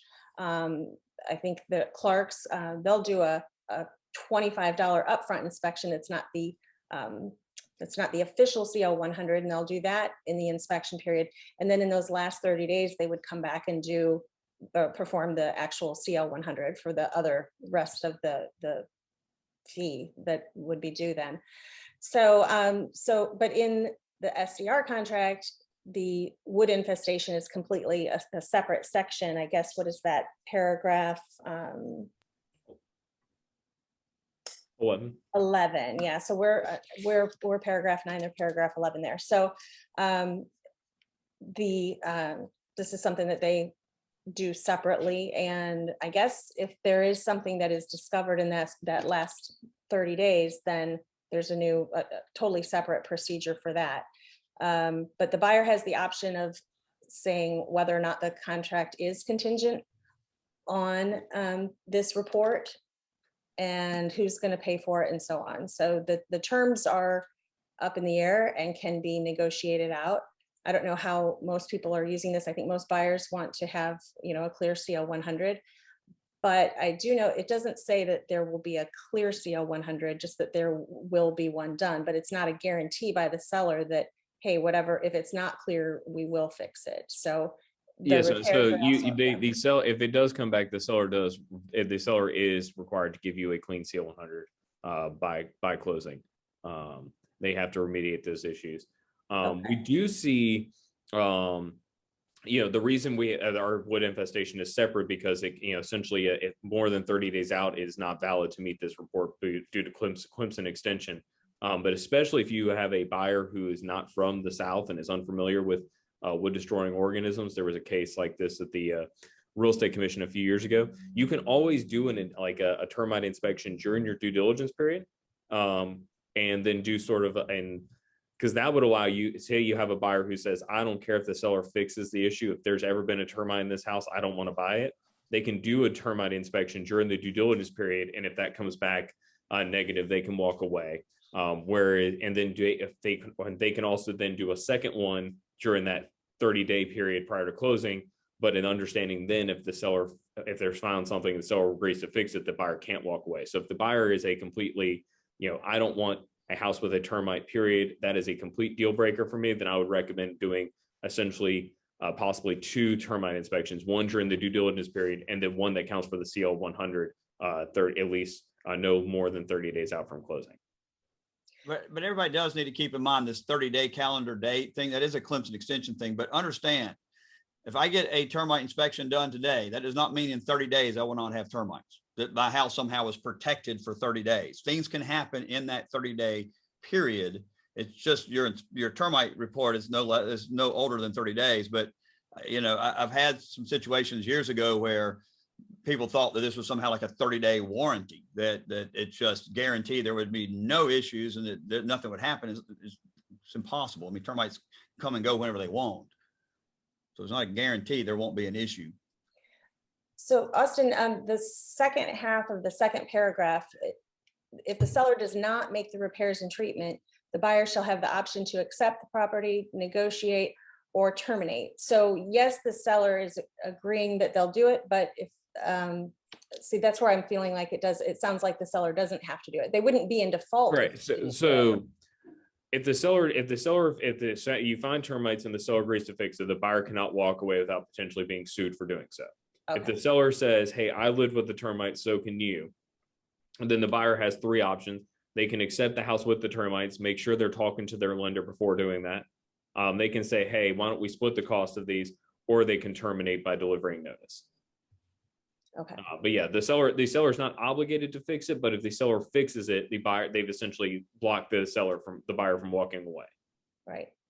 So that's like the if you summarized, I guess, the main difference on inspections in general between the state and the CCRA contract is that, the buyer can't just back out. They have to give the seller the opportunity to fix the things and then, take it from there as far as the negotiations go. But that's the main key difference, I guess, if I boiled it down to one thing. All right, anything else on that, Becky? Nope, that's that. All right, let's move over to sell and close contingency. I'm not going to spend a ton of time on this because, as Austin mentioned at the very beginning, this is something they're getting ready to release, I believe, tomorrow. So what they have, and I say they and us only because Becky and I are on the contract committee at CCRA. There's really no they or us. We're all together. We're all part of the Realtor Association of each other. So don't take it that way. But in the state contract, they're getting ready to amend this document. So I'm going to kind of talk about it in generic sense in that CCRA, we have separated the contingencies for selling close into two separate contingencies. We have a close contingency, which basically says, I have a house under contract, ready to close. I need to close it in order to buy your house, which is what a lot of people have. They live in one neighborhood, they're going to buy your house, but they want to sell, they've got to use the money from the sale of their house to buy yours. That's kind of a common theme. There's also in CCRA a selling close contingency. I call this prayer shifting. What this says is that I have a house. It's not under contract. I want to buy your house, but not only do I have to get my house under contract, I also have to close it. So no longer are you as a seller praying that somebody will buy your house. You're now praying somebody will buy your buyer's house. And so the way we do it differently at CCRA is that with the close contingency, if you're under close contingency, you are it. Your contract cannot be trumped. You're in first position. The seller can continue to market the property, but they can only take backup contracts. You cannot be beat on a better contract. And it's very straightforward, very simple. Your due diligence period in the CCRA contract begins immediately under a sell contract, sell contingency contract. Your due diligence just begins as it normally would. Now on a sell and close contingency, we changed that up a little bit. And what under a sell and close contingency, again, this is, I have a house for sale. It's not under contract, but I have to sell my house to buy yours, is that the seller can continue to market their property and they can continue to accept better contracts. And a better contract is something that is not a sell and close contingency, even if it's for less money. So if I'm selling close contingency to buy Becky's house and Austin shows up with a non-contingent contract and it's for $30,000 less than my offer, but Becky wants to go ahead and accept it, she can provide me notice that Austin's contract is now in first position and I can remain in backup. I can only become a close contingency, and it's all does it under the one form. You move from selling close contingency to close contingency by accepting a contract on your house with your due diligence period completed and no other contingencies other than financing at that or appraisal. Other than that, you stay as selling close. So if you're a selling close, you want to, as quick as possible, get a contract on your house, get through the due diligence period, and notify the seller that hey, I'm now moving into closing contingency. Because once you move from selling close, you go from being able to be bumped as primary to unable to be bumped. And so that is how we separated the two. Austin, instead of me going through the differences, because I don't know what your new provision is going to entail, can you talk about how yours may be different? I know the main difference in the old contract was y'all did not separate selling close from close. It was just a contingency, and that a better contract, if received, could either be removed, either the buyer, you would notify the buyer, they could remove the contingency, or I think there was one other provision. I think they could remove it, or they can provide evidence that they have a contract. Is that correct? Correct. So if you under our contract, I pointed this out when we went through it on paragraph 2. If you have a buyer who had, who's moving from Ohio to Columbia and they need to sell their Ohio house to buy the house in Columbia, you would make a contingent on the sale of the house and check that box and form in paragraph 2 of the contract, and then attach form 504. That form is in the process of being updated. It will be, our updated version will be live a week from today. We're doing a webinar on that at 1 o'clock today. Biggest thing for that is going to be, obviously the seller can continue to market their property after you go under contract.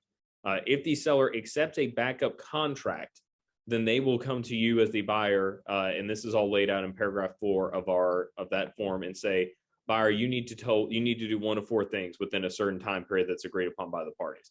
You either need to show us that, hey, I'm under contract for my house in Ohio. The only thing that is pending is financing. I can show you, hey, I've either got cash on hand that I can buy your house without this contingency, and so I can drop the contingency, or I can afford 2 mortgages. Here's something from my lender. Or, hey, I'll swap places. I'll let this new backup contract become primary. I'll go to backup. Or, hey, we try to make this work. We're just going to terminate. There's some other provisions in there. We have a buyer sales deadline. So there's a deadline by which the buyer has to sell their house in Ohio. There's also a deadline for which that the buyer has to have their house under contract in Ohio. So if there's a certain date that you don't have your house under contract by, then either party can terminate by delivering notice. But that's sort of a 1-page form. And then those choices are actually made by a companion document.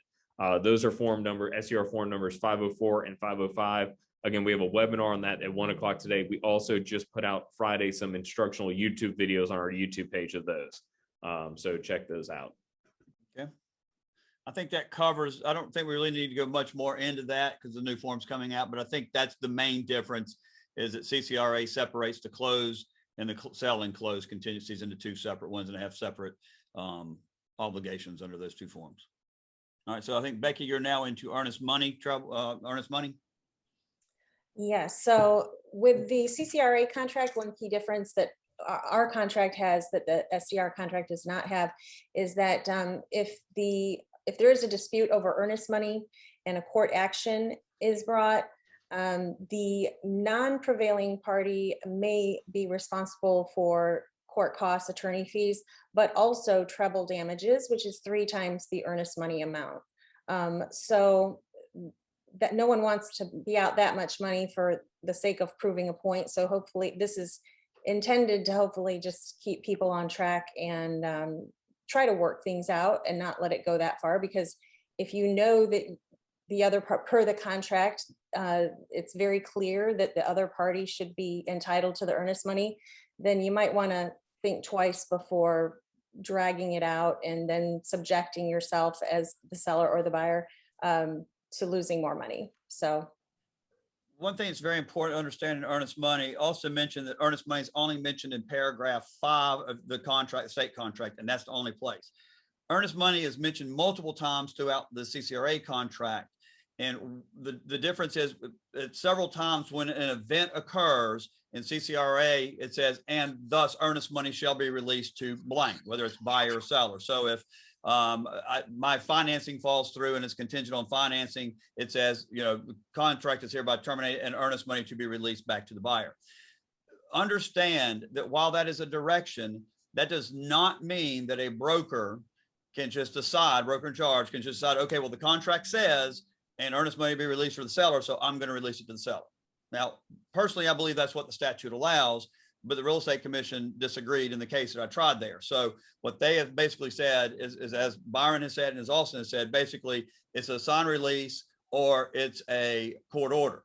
So essentially what that direction is in there for the earnest money is to provide direction to the court as to who is entitled to the money. So if it says an earnest money to be released to the seller and the buyer refuses, when they go to court and argue over who's entitled to earnest money, it should be a fairly easy case for the judge to look at and say, well, right here it says, and earnest money to be released for the seller, which also brings in the treble damages for the seller at that point. Then they can say, well, Your Honor, it is so clear cut as to who was supposed to get the money. It was unreasonable for the other side to refuse. We would like to ask for treble damages.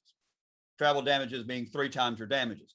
But keep in mind, and I know Byron's ready to type this in, is that keep in mind, the magistrate court has a jurisdictional limit of $7,500, and that includes up to your treble damages. So if your earnest money is $5,000 and you file a lawsuit in magistrate court, your maximum recovery would be $7,500. If you're asking for the 15, you're going to be bumped up to circuit court.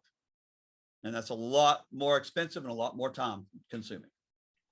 So, and one recommendation we make on the hotline is, our agreement of mutual agreement parties, our court order is based on license law, which pertains to real estate brokers. So if you have a law firm hold it, then that's going to be based on whatever the law firm's policy is. So the law firm is not going to be necessarily as guided by those beacons of mutual agreement parties or court order. But very important. Austin nails that. 40-57 is the South Carolina code that governs real estate licensee, salesmen, and brokers.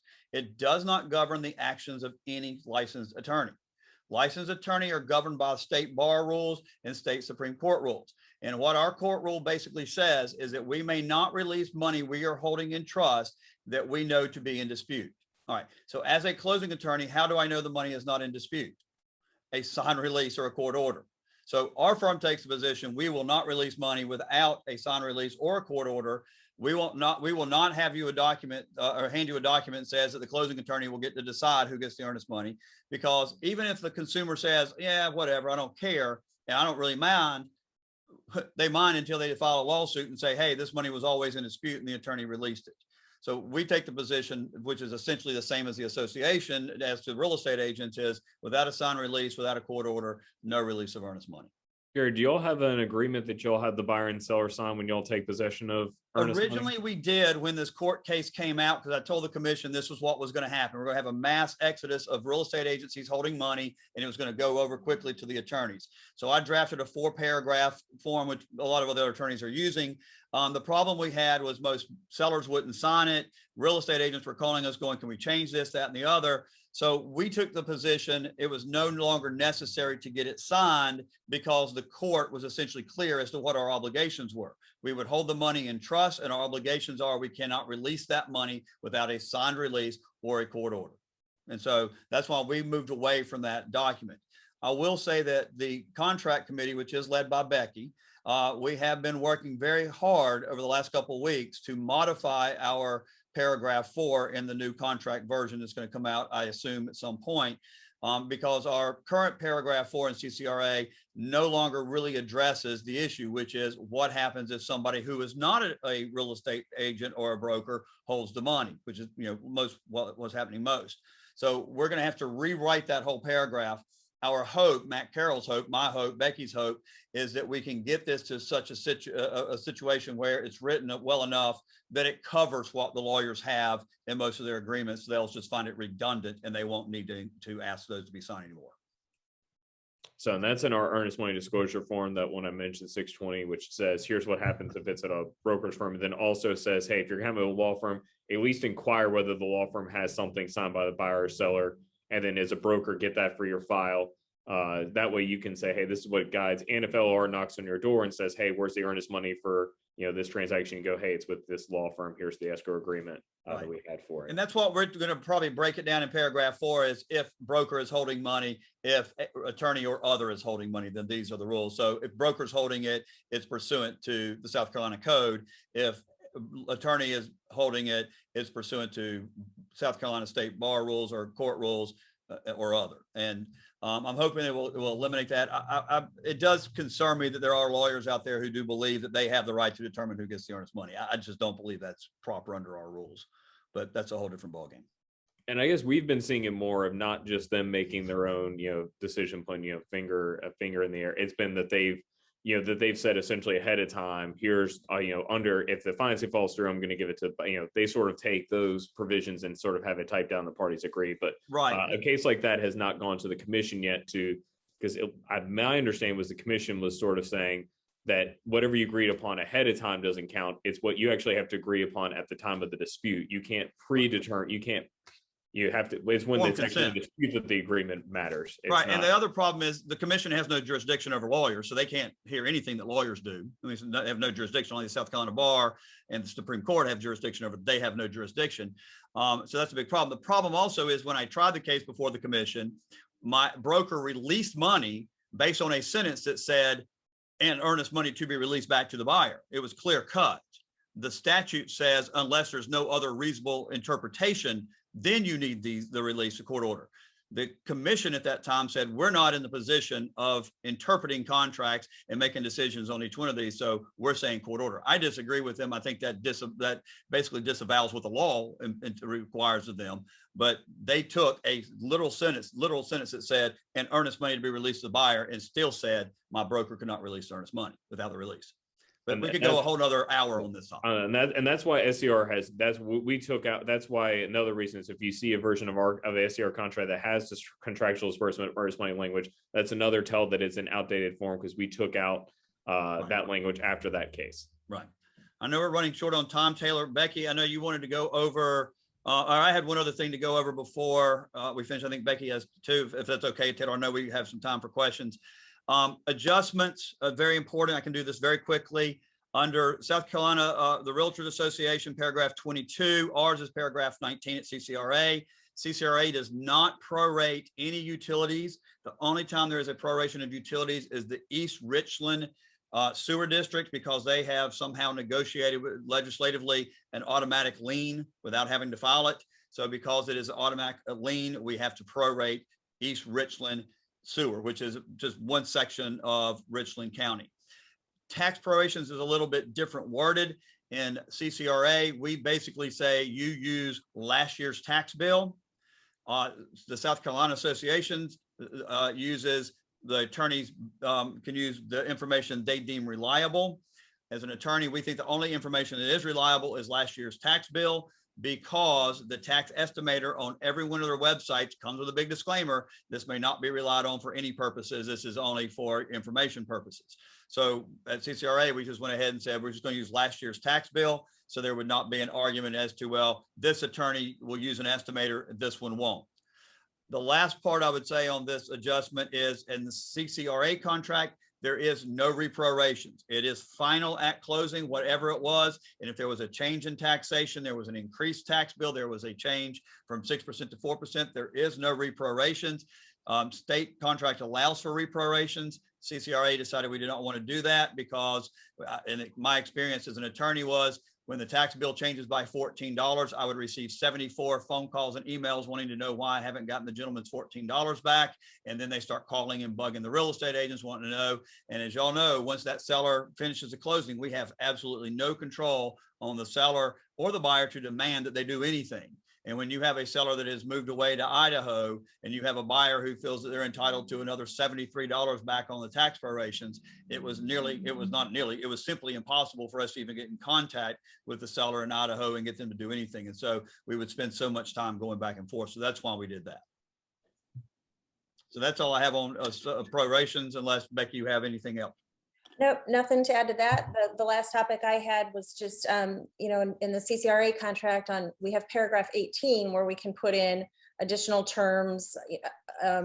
You know, if you were going to attach some addendum to the contract, you would write that in there. So SCR has that paragraph 28. So it's a nice kind of concise defined place where you would be identifying the addenda in that section. I do have a question for Austin. If you do have other terms, I know it says terms at the heading, but would it be appropriate to say, you know, the listing agent is the mother of the seller? Is that something that would also go in this section, or do you have an actual addendum then that you need to attach stating that? So give the caveat, I guess, that Byron gave at the beginning of what I call the punctuation rule, that if you're writing something in the contract that requires punctuation, you need to stop before you put the punctuation and talk to your attorney, call the hotline, etc. You know, really the intent of our paragraph 28 was to list, like I said, to have sort of that checklist of, okay, what other addendums are there to this contract? You Maybe you do a 390, which is sort of our blank addendum form for, you're changing the closing date. So you say, hey, we have 390 number 1, maybe parentheses, change closing date, 390 number 2. Barra makes a good point. 391 is sort of our form. It's a 3-page form. Over time, we've sort of taken, hey, what are the most common addendums, clauses, other terms we see parties wanting to add to the contract? We sort of have printed some language in there. Most commonly used one on there is the backup clause. So if something's a backup contract, that's where you'll find your backup clause is at the bottom of Form 391. The disclaimer of, if someone is your real estate, the seller or buyer is your mother, cousin, under Article 4 of the Code of Ethics, I guess you have to make the disclaimer. I'm not sure you have to do that in the contract. I think a separate email would be suffice as long as you confirm receipt there. But, sort of our recommendation is if you ever feel like you need to write something, to give us a call on the hotline or have your client talk to their attorney. And only one other thing on a completely different topic that I think everybody desperately needs to understand is, again, the definition of days in these contracts. Everything goes back to days and counting days and so forth. And remember, under CCRA, a business day starts at 8 a.m. and runs a 24-hour period. It cannot begin or end, and it's not counted as a Saturday, Sunday, or legal holiday, period. And that's very different than the state contract, which has hard dates, which we may look at doing that some in CCRA, is having hard dates so the parties negotiate, they draw a line, they write the date, 5 p.m., 6 p.m., 10 a.m., whatever. And then they use calendar days and business days, as I understand. Also, you said there's the term business day is no longer in your contract at all. There is no business days in any of our residential contracts, or in as of next Monday in our land contract, or any of our agenda. I will make a point: when you see a hard date, that actually requires a hard date. So do not write in there, 8 calendar days, 9 business days. If it says a date, it needs to actually be a month, date, and year. Do not write, don't sort of ad lib that. And do not use TBD. It needs to be an actual date. If parties need to change it, you can always go back and do a pen and ink change. But make sure you do a hard date and make sure that you're keeping track of those dates, especially if you're negotiating back and forth. Like I said, that you don't end up boxing yourself in if you go under contract and go, oh, we just now we only have 2 days for repairs. I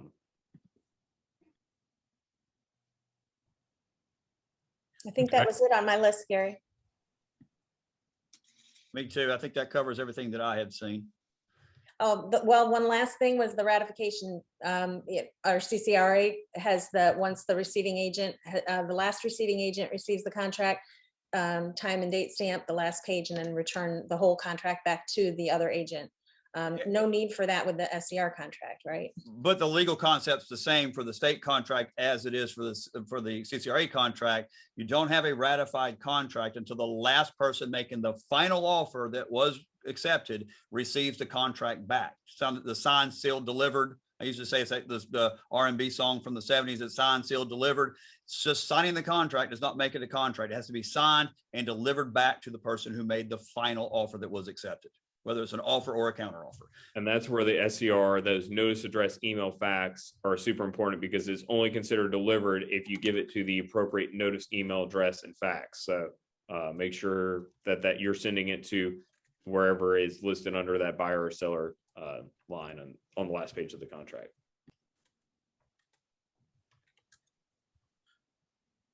So a question we kind of seen a few times here in the Q&A is about, which contract should agents be using? And Gary and Becky, I know you guys kind of talked about that in the beginning, but do you want to restate that in case people were just joining on? Right. I mean, everybody might have a different opinion, but I think everybody's kind of on the same sheet of music here, is that I think if you're in the CCRA market, you should be using the CCRA contract. If you're in a market like Greenville, Spartanburg, or another market that uses predominantly the state contract, I think you should be using that contract.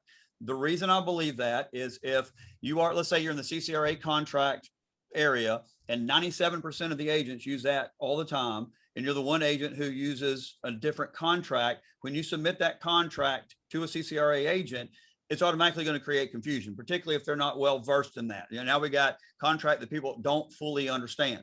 Secondly, all of your lenders, your vendors, your closing attorneys in that market are used to using your particular market contract. So from, without even looking at the CCRA contract, I can tell you deadlines, timeframes, and so forth. I don't use the state contract as much. My Greenville office does. So I have to pull the contract and look at certain things. So that tells me that if I'm in the CCRA contract, I want to use that contract because that's what people are using. But as Byron has said, as Austin has said, it doesn't matter which contract submitted to you. If it's on a napkin written in crayon, you have to still submit it back to your client, and your client still has their option to decide whether they just want to take that contract or not. But we strongly suggest use a contract in your market.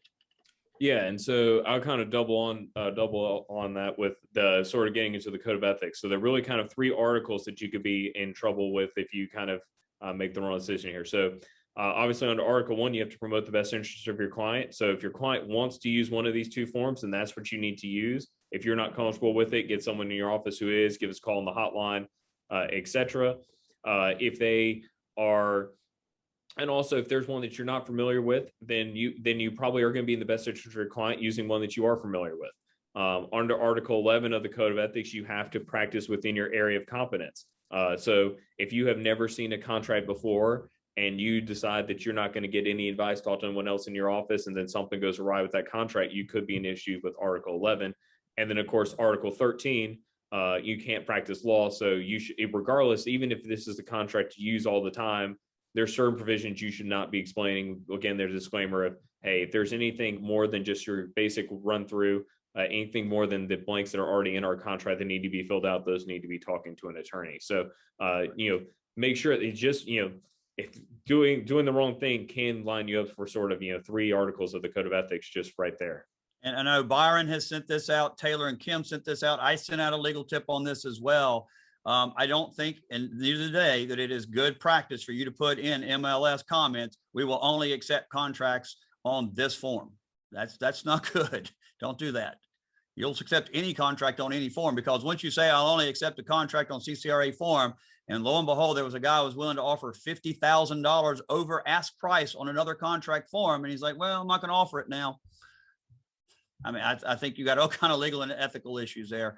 And both your state and your local association has told you not to do that. So don't do that. And you have to submit the offers up until closing. So I always kind of take it to the extreme. Gary mentioned, if you get one written on a napkin and crayon 20 minutes prior to your closing, you do have an obligation under law and Code of Ethics to give that to your client. And to make sure you're using that offer rejection form every time an offer is rejected, either outright or through expiration. If you ever see one of those forms with an LLR logo in the left-hand corner, make sure you're using those appropriately, because that is a state license law violation if you don't. Yes, and they have started. I have had some clients recently who've been grieved on failure to provide that. I've actually had to defend an agent on that. Especially, are you seeing that more with the multiple offers? I'm sorry? Are you seeing more of that with multiple offers? I mean, the biggest thing we've been trying to say is you get 20 offers in on a property and you decide you want to do highest and best. You actually need to reject all 20. So you need to send 20 offer rejection forms. Yes. And then if you accept it, everyone sent you a new offer and now you accept the 5th offer, you need to send a second one. So kind of, if you're debating whether or not to send that, you need to send it. Reminder, your seller does not have to sign that form. It is your requirement to sign it. So, but make sure you have a paper trail that shows that you actually presented it to your seller and that it was your seller's choice. It is not you can't sort of be a filter for your seller and say, my seller would never want to see that offer and do it. That will get you in big trouble. While they're fun shows to watch, and I love every single episode of $1 Million Listing LA, when Josh Altman says, I'm not even taking that offer to my client, that's insulting, that's television. It's not real. Not real. You will get in trouble for that. And yes, I had a client yesterday with 48 offers on their house in 24 hours. 47 rejection forms were sent. It's a lot of work, but just be happy you're getting 48 offers in 24 hours versus none in 48 days. Exactly. We also got a comment about, both contracts are, they have their benefits and their downfalls. Why isn't there one contract? So, I don't know the whole history of the development of it, but I know there are just things in the CCRA contract that our region kind of prefers. But our board has kind of talked about kind of consolidating, and this class was kind of one of the reasons to do that, to get agents in our area kind of more familiar with the state contract. You heard Austin and Byron mentioned kind of all these different form numbers. So that is a benefit of your realtor membership, is that realtors have access to not only CCRA forms, but a full library of SCR forms as well, and can use those those forms whenever they'd like. So definitely kind of, if you ever have questions about any of those, reach out to the legal hotline that Byron and Austin have. Taylor, can I add Yeah. one thing to that? And I'm Go ahead. sure Gary may hopefully agree, is sort of, if you've decided, we've kind of given you sort of two paths you can go down. You're either doing the CCRA contract, the SCR contract. Don't mix, don't use a CCRA addendum with an SCR contract or an SCR addendum with a CCRA contract, because getting into, something as simple as business days, if you use an addendum that has the term business days and it doesn't refer to, it's attached to our contract, which doesn't have the term business days, you can kind of get issues. So once you've picked the path, you need to kind of stay on that path for any attached addenda or anything of that sort. You wouldn't put, don't put Chevy parts in a Ford or vice versa. Right, and I've been on the contract committee now. I think I'm entering my 15th year. I told Dan Pater 15 years ago I would do it for 1 year, and now I'm in year 15. And the rationale, the reason, as Byron mentioned at the very beginning, is why we even looked at a separate contract 15 years ago, was because that the state contract does try to deal with issues in the low country, the upstate, in various different sections, which really didn't apply to us. And I remember one of the things was that kind of brought it all about was there used to be in the contract a wetlands provision. It was about a coastal waterway wetlands provision or something like that didn't really apply. So I think it was more of there was a coastal, it wasn't the wetlands, it was a coastal land provision. And so we're like, why is this even in here? We don't do that.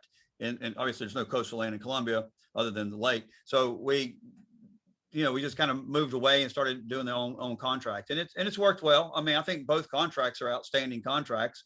Both have their good and both have their bad. There's no perfect contract. But one thing everybody does need to understand: agents will call us on the contract committee all the time and go, "This happened to me. I want it in the contract." Okay, my question is, how long have you been a real estate agent? 25 years. How many times has this happened to you? One time. We can't put that in the contract. Contract would be 87 pages. So we have to kind of limit it to the things that are most important, that need to be dealt with on a day-to-day basis.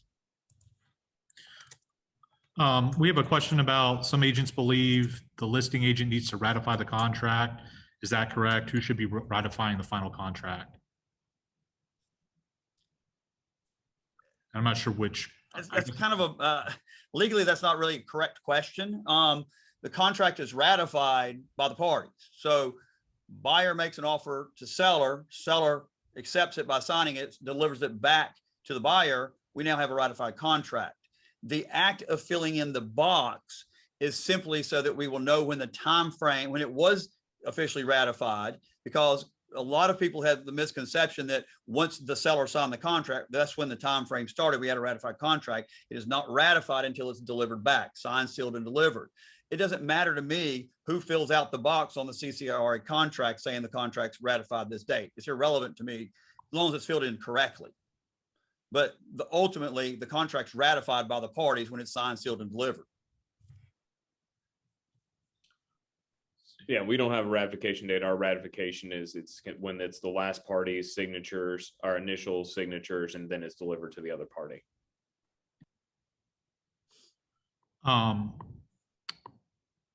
So people are asking about if there are links to, that go more in depth on both contracts. So for SCR, Byron and Austin have been sharing a link, and I've kind of shared it here in the Q&A to their YouTube page, where they go through different forms. And then Austin brought up that they're doing a webinar 1 o'clock today.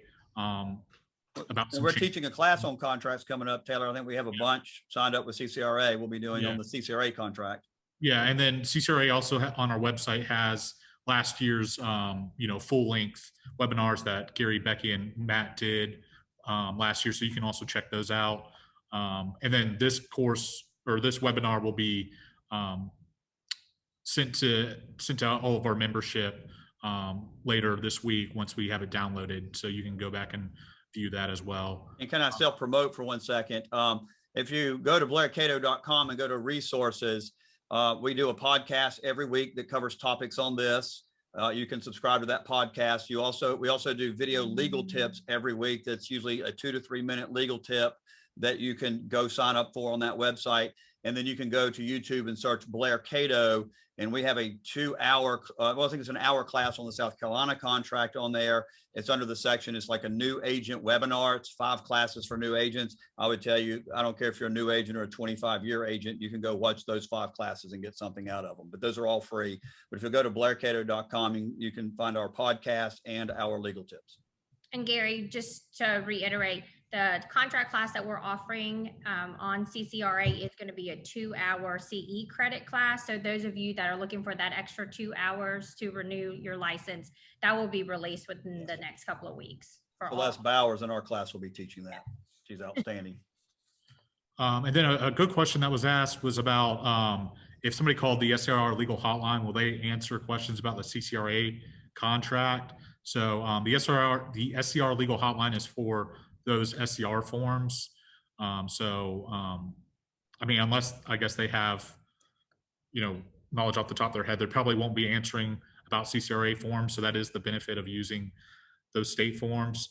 But like Gary said, most people in our area know the CCRA contract. So definitely reach out to, whether you have in-house legal counsel or Gary at blaircato.com. Just email me. I'll answer it for you. Or if you know any other attorneys in the area, definitely reach out because everybody in our area kind of is familiar with our form. And then let's see, it looks like we have one more question, kind of more specific question. Any thoughts on the most legal and ethical way of having a buyer offer over the appraised value if the home does not appraise for the agreed purchase price? All right. And I can touch this, and I'd love to hear SCR's opinion on this as well. I've got a bad feeling, a bad taste in my mouth about this because there's a lot of people who are trying to buy contracts right now. I've talked to a lot of agents where they'll say they'll get 50 offers, 15, 20, 30, 40 offers on a house. And there's one that's just outlandish. The house is 200 grand, so they offer $300,000. They know the house is not going to appraise for $300,000. So they make it, of course, contingent on appraisal. When the appraisal comes back in at $200,000, they go to the seller and say, okay, seller, $200,000. So I'll let y'all speak as to the ethics on that. I think you start getting into some legal issues of bad faith offers. And I think there's a bad faith component there that could put the buyer with a potential legal liability. What I'm telling my agents to do, and I'll probably be doing a podcast on this very shortly, is that you really have to look at these offers and look and see if they're legit. I had a client the other day who moved here from Tennessee. His offer was on his Tennessee house was like for $50,000 over list. He countered at $10,000 over list and removed the appraisal contingency. And he said, I knew it wasn't going to appraise for 50,000 over, but I knew it might do it for 10. So I moved it to 10 and made it no longer contingent on appraisal. Buyer agreed to that. So I knew now I was getting $10,000 over appraised value regardless. So I think it's a lot about educating agents to understand, read these offers and see how legit they are. See if buyers are simply trying to buy the contract, which is basically what most of them are doing. And when they offer you $100,000 over list price, recognize that unless it's non-contingent, that number is never going to happen. And be sure that you advise your client, because what's going to happen is your client's going to be extremely angry at you when on their $300,000 offer, it winds up selling for $200,000 because it is contingent on appraisal. And under the CCRA contract, you move it down to the appraised value where the buyer can walk, and they can still even walk then. Yeah, we definitely would concur with that. I mean, that's not acting in the best interest of your client. And certainly make them aware that, hey, if you have that appraisal contingency in there, really you've that's sort of your floor, or that you're going to get that amount. They're certainly, I mean, of course, recommending, Byron put in some great points about there. If they're going to do that, see maybe some verification of cash, do some sort of longer due diligence period and say, that's fine, but we're going to do a high termination fee. Essentially, sort of offset your risk some way there, or, I like Gary's option of, counter back at, maybe, 20% of what they went over, but then make that a non-contingent offer. Right. So Rachel's saying she meant the buyers that are actually offering to pay the difference between low appraised value and purchase price. I mean, that's perfectly fine. I mean, there's nothing wrong. I mean, if my house is on the market for 200, I know it's going to appraise for 200 and the buyer says, I'll pay you 250 and I'm going to pay the difference. Well, then you're going to make it non-contingent on appraisal. And then you could even write in, have, you know, again, I agree with Byron there. You probably need a closing attorney to write a paragraph to put in there that the buyer recognizes the house may not appraise for the for the sales price that's been agreed to by the parties, but the buyer understands that and agrees that they'll pay the difference between the appraised value and then the sales price, and we'll move forward, you know, absent or regardless of the appraised value. That's probably when you need to call a closing attorney and get some specific language written in there. I think when you start trying to write that language yourself, you're going to get in trouble. But remember, anytime you do write anything in a repair addendum or anything, go back to middle school. It's who, what, when, where, why, and how. And that's the big, I have a podcast on that about how repair addendums suck, because people just say fix item B. They don't say who's going to fix it, how they going to fix it, when they going to fix it, who's going to pay for it. So regardless what you ever write in any addendum repair, it's always best to have an attorney do it, but be sure you're covering those who, what, when, where, why, and hows. And especially when you're handwriting stuff in there, we get calls all the time that says, well, hey, we hand wrote in there, you know, I mean, I get example, like our contract has, you know, the deadlines are all 6 p.m. If you simply write in there, write an addendum that says the due diligence now expires on May the 10th, period. Well, now there's a dispute of, well, when does it end, because you didn't carry over that 6 p.m. So one party may think it's still 6 p.m. The other party thinks it's till midnight. So if you're going to copy, if you're going to do an addendum, or generally we say if you're going to change closing date, due diligence, actually copy and paste verbatim the verbiage we have in our contract to a new addendum and then put in the new dates. But make sure that anything that original clause explains, that your new clause explains, because otherwise you're going to get into what the parties intend. And the only way to really sort that out is through a judge. So also, the best one I ever saw was parties put in buyer has first right of refusal. So of course, the buyer wanted to exercise the right of refusal. They wanted to exercise it at the price they offered, not at the price the new buyer was offering. So which one is it? I'm offered to buy your house at 200 grand with the first right of refusal on a sell and close contingency. The party comes in and offers 225. Well, I exercise my first right of refusal. Okay, is it 200 or is it 225? Simple little things like that, not thinking through the what ifs, being the bad. That's what you have to do. Anytime you write something, make yourself into the bad guy, read the contract and try to figure out how I can basically take advantage of what was written there. And then we got one last question here. In today's market, what's the best practice as far as putting a date in section 25 expiration time with agents holding out on submitting offers to sellers until a certain time and date, even though they have not stated a time on MLS or when asked if they've set a date? All right, so here's the thing that a lot of agents are violating the law on. You are required to present the contract that you receive to your seller in a reasonable time frame. Now, reasonable obviously means if you're in the middle of this class, you don't have to stop the class to go present your offer. But if today is Monday, you can't wait till Friday to present all offers. That's not presenting all offers in a timely manner, in a timely, reasonable manner.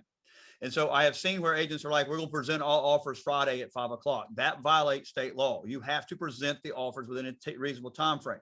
Now, your seller may decide we will not respond to offers until 5 o'clock on Friday because he knows he's going to get multiple offers. That's fine. Keeping in mind, some of these contracts may actually expire. I have seen people write into MLS that, and I had a really good agent who did this, that contracts will be decided on at 5 o'clock on Friday. All contracts will be presented when received, but no response will be received. Please make sure that your contract does not expire until at least 5 o'clock on Friday. And so they put that in there. I've seen that happening a lot when you're having these multiple offers in a hot market like this. But this blanket statement is, you know, or we're just not going to present offers until we get them all in. You can't do that. That violates state law. It violates the code of ethics. So, and my recommendation would be anytime you have state law issue is the current attorney for the commission is a self-described uber textualist, does not see shades of gray in the statute. So if the statute says you need to submit all offers, with reason as soon as possible, or whatever the exact verbiage I think it's within a reasonable time. With a reasonable time, then you need to make sure that you can do that. Yeah, again, because I mean, you're sort of setting it up. If you say, hey, we're not going to submit it, I'm going to hold these in my office, and then I'm going to go to my seller at 5 o'clock on Friday. Well, now the offer that you reject, someone submits you an offer today and you reject, and you end up taking someone offers on Thursday that submitted the offer on Thursday, they're going to go, well, hey, if I'd had a 3-day head start like I should have, maybe you accept my offer because you go, hey, burn the hand two versus two in the bush. But that's, but you can, like I said, I think what Gary described of, hey, clearly laying out, we're going to submit every offer as soon as possible, but we're realize we're not going to respond until this amount of time. Don't put in an expiration of offer in there that's so short. The biggest issue we're seeing is, hey, I'm going to put 2 hours in there. Well, hey, the listing agent may be in an appointment. The offer may be dead before it even gets to the buyer. So buy yourself some time. You can always withdraw the offer prior to that deadline, but once that deadline's passed, the thing is dead. So give yourself some time. You can always withdraw it prior to. And then the last thing I would add, which is kind of part of this as well, is that if a buyer submits an offer to a seller and a seller counters and the buyer says no, the seller can't just go back and say, okay, well, I'm accepting your original offer. Once that offer is countered, that offer is gone. And I've had a lot of that people tell me that's happening in negotiations, that they make an offer, they counter back and forth. Ultimately, they say no, and then the other party goes, well, oh, I'm just going to go ahead and accept your previous offer. You got to, that offer would have to be reaffirmed in order for that to be accepted. Okay. So I know we could keep talking about this all day, but for the sake of time, we will end this webinar here today. I want to thank our speakers, Byron King, Austin Smallwood from SCR, Becky Ashby and Gary Pickering from our CCRA contract committee. This, like I said, this class was kind of get a lot of our CCRA members kind of introduced to the CCRA contract, as Byron and Austin have provided and talked about. They have webinars and YouTube videos for you guys to kind of go more in depth on SCR contracts, and we plan to have kind of more webinars or classes here through the rest of the year kind of about that. But Gary and Becky did a lot of classes for us last year, so please check out our website, and we'll have those posted on our weekly updates that get emailed Tuesday mornings and on social media. This class was recorded and will be sent out to all of you to look back through and have for your offices, so be on the lookout for that. And again, thanks everybody for being on here, and have a great rest of the day. Thank you. Thank you. Bye.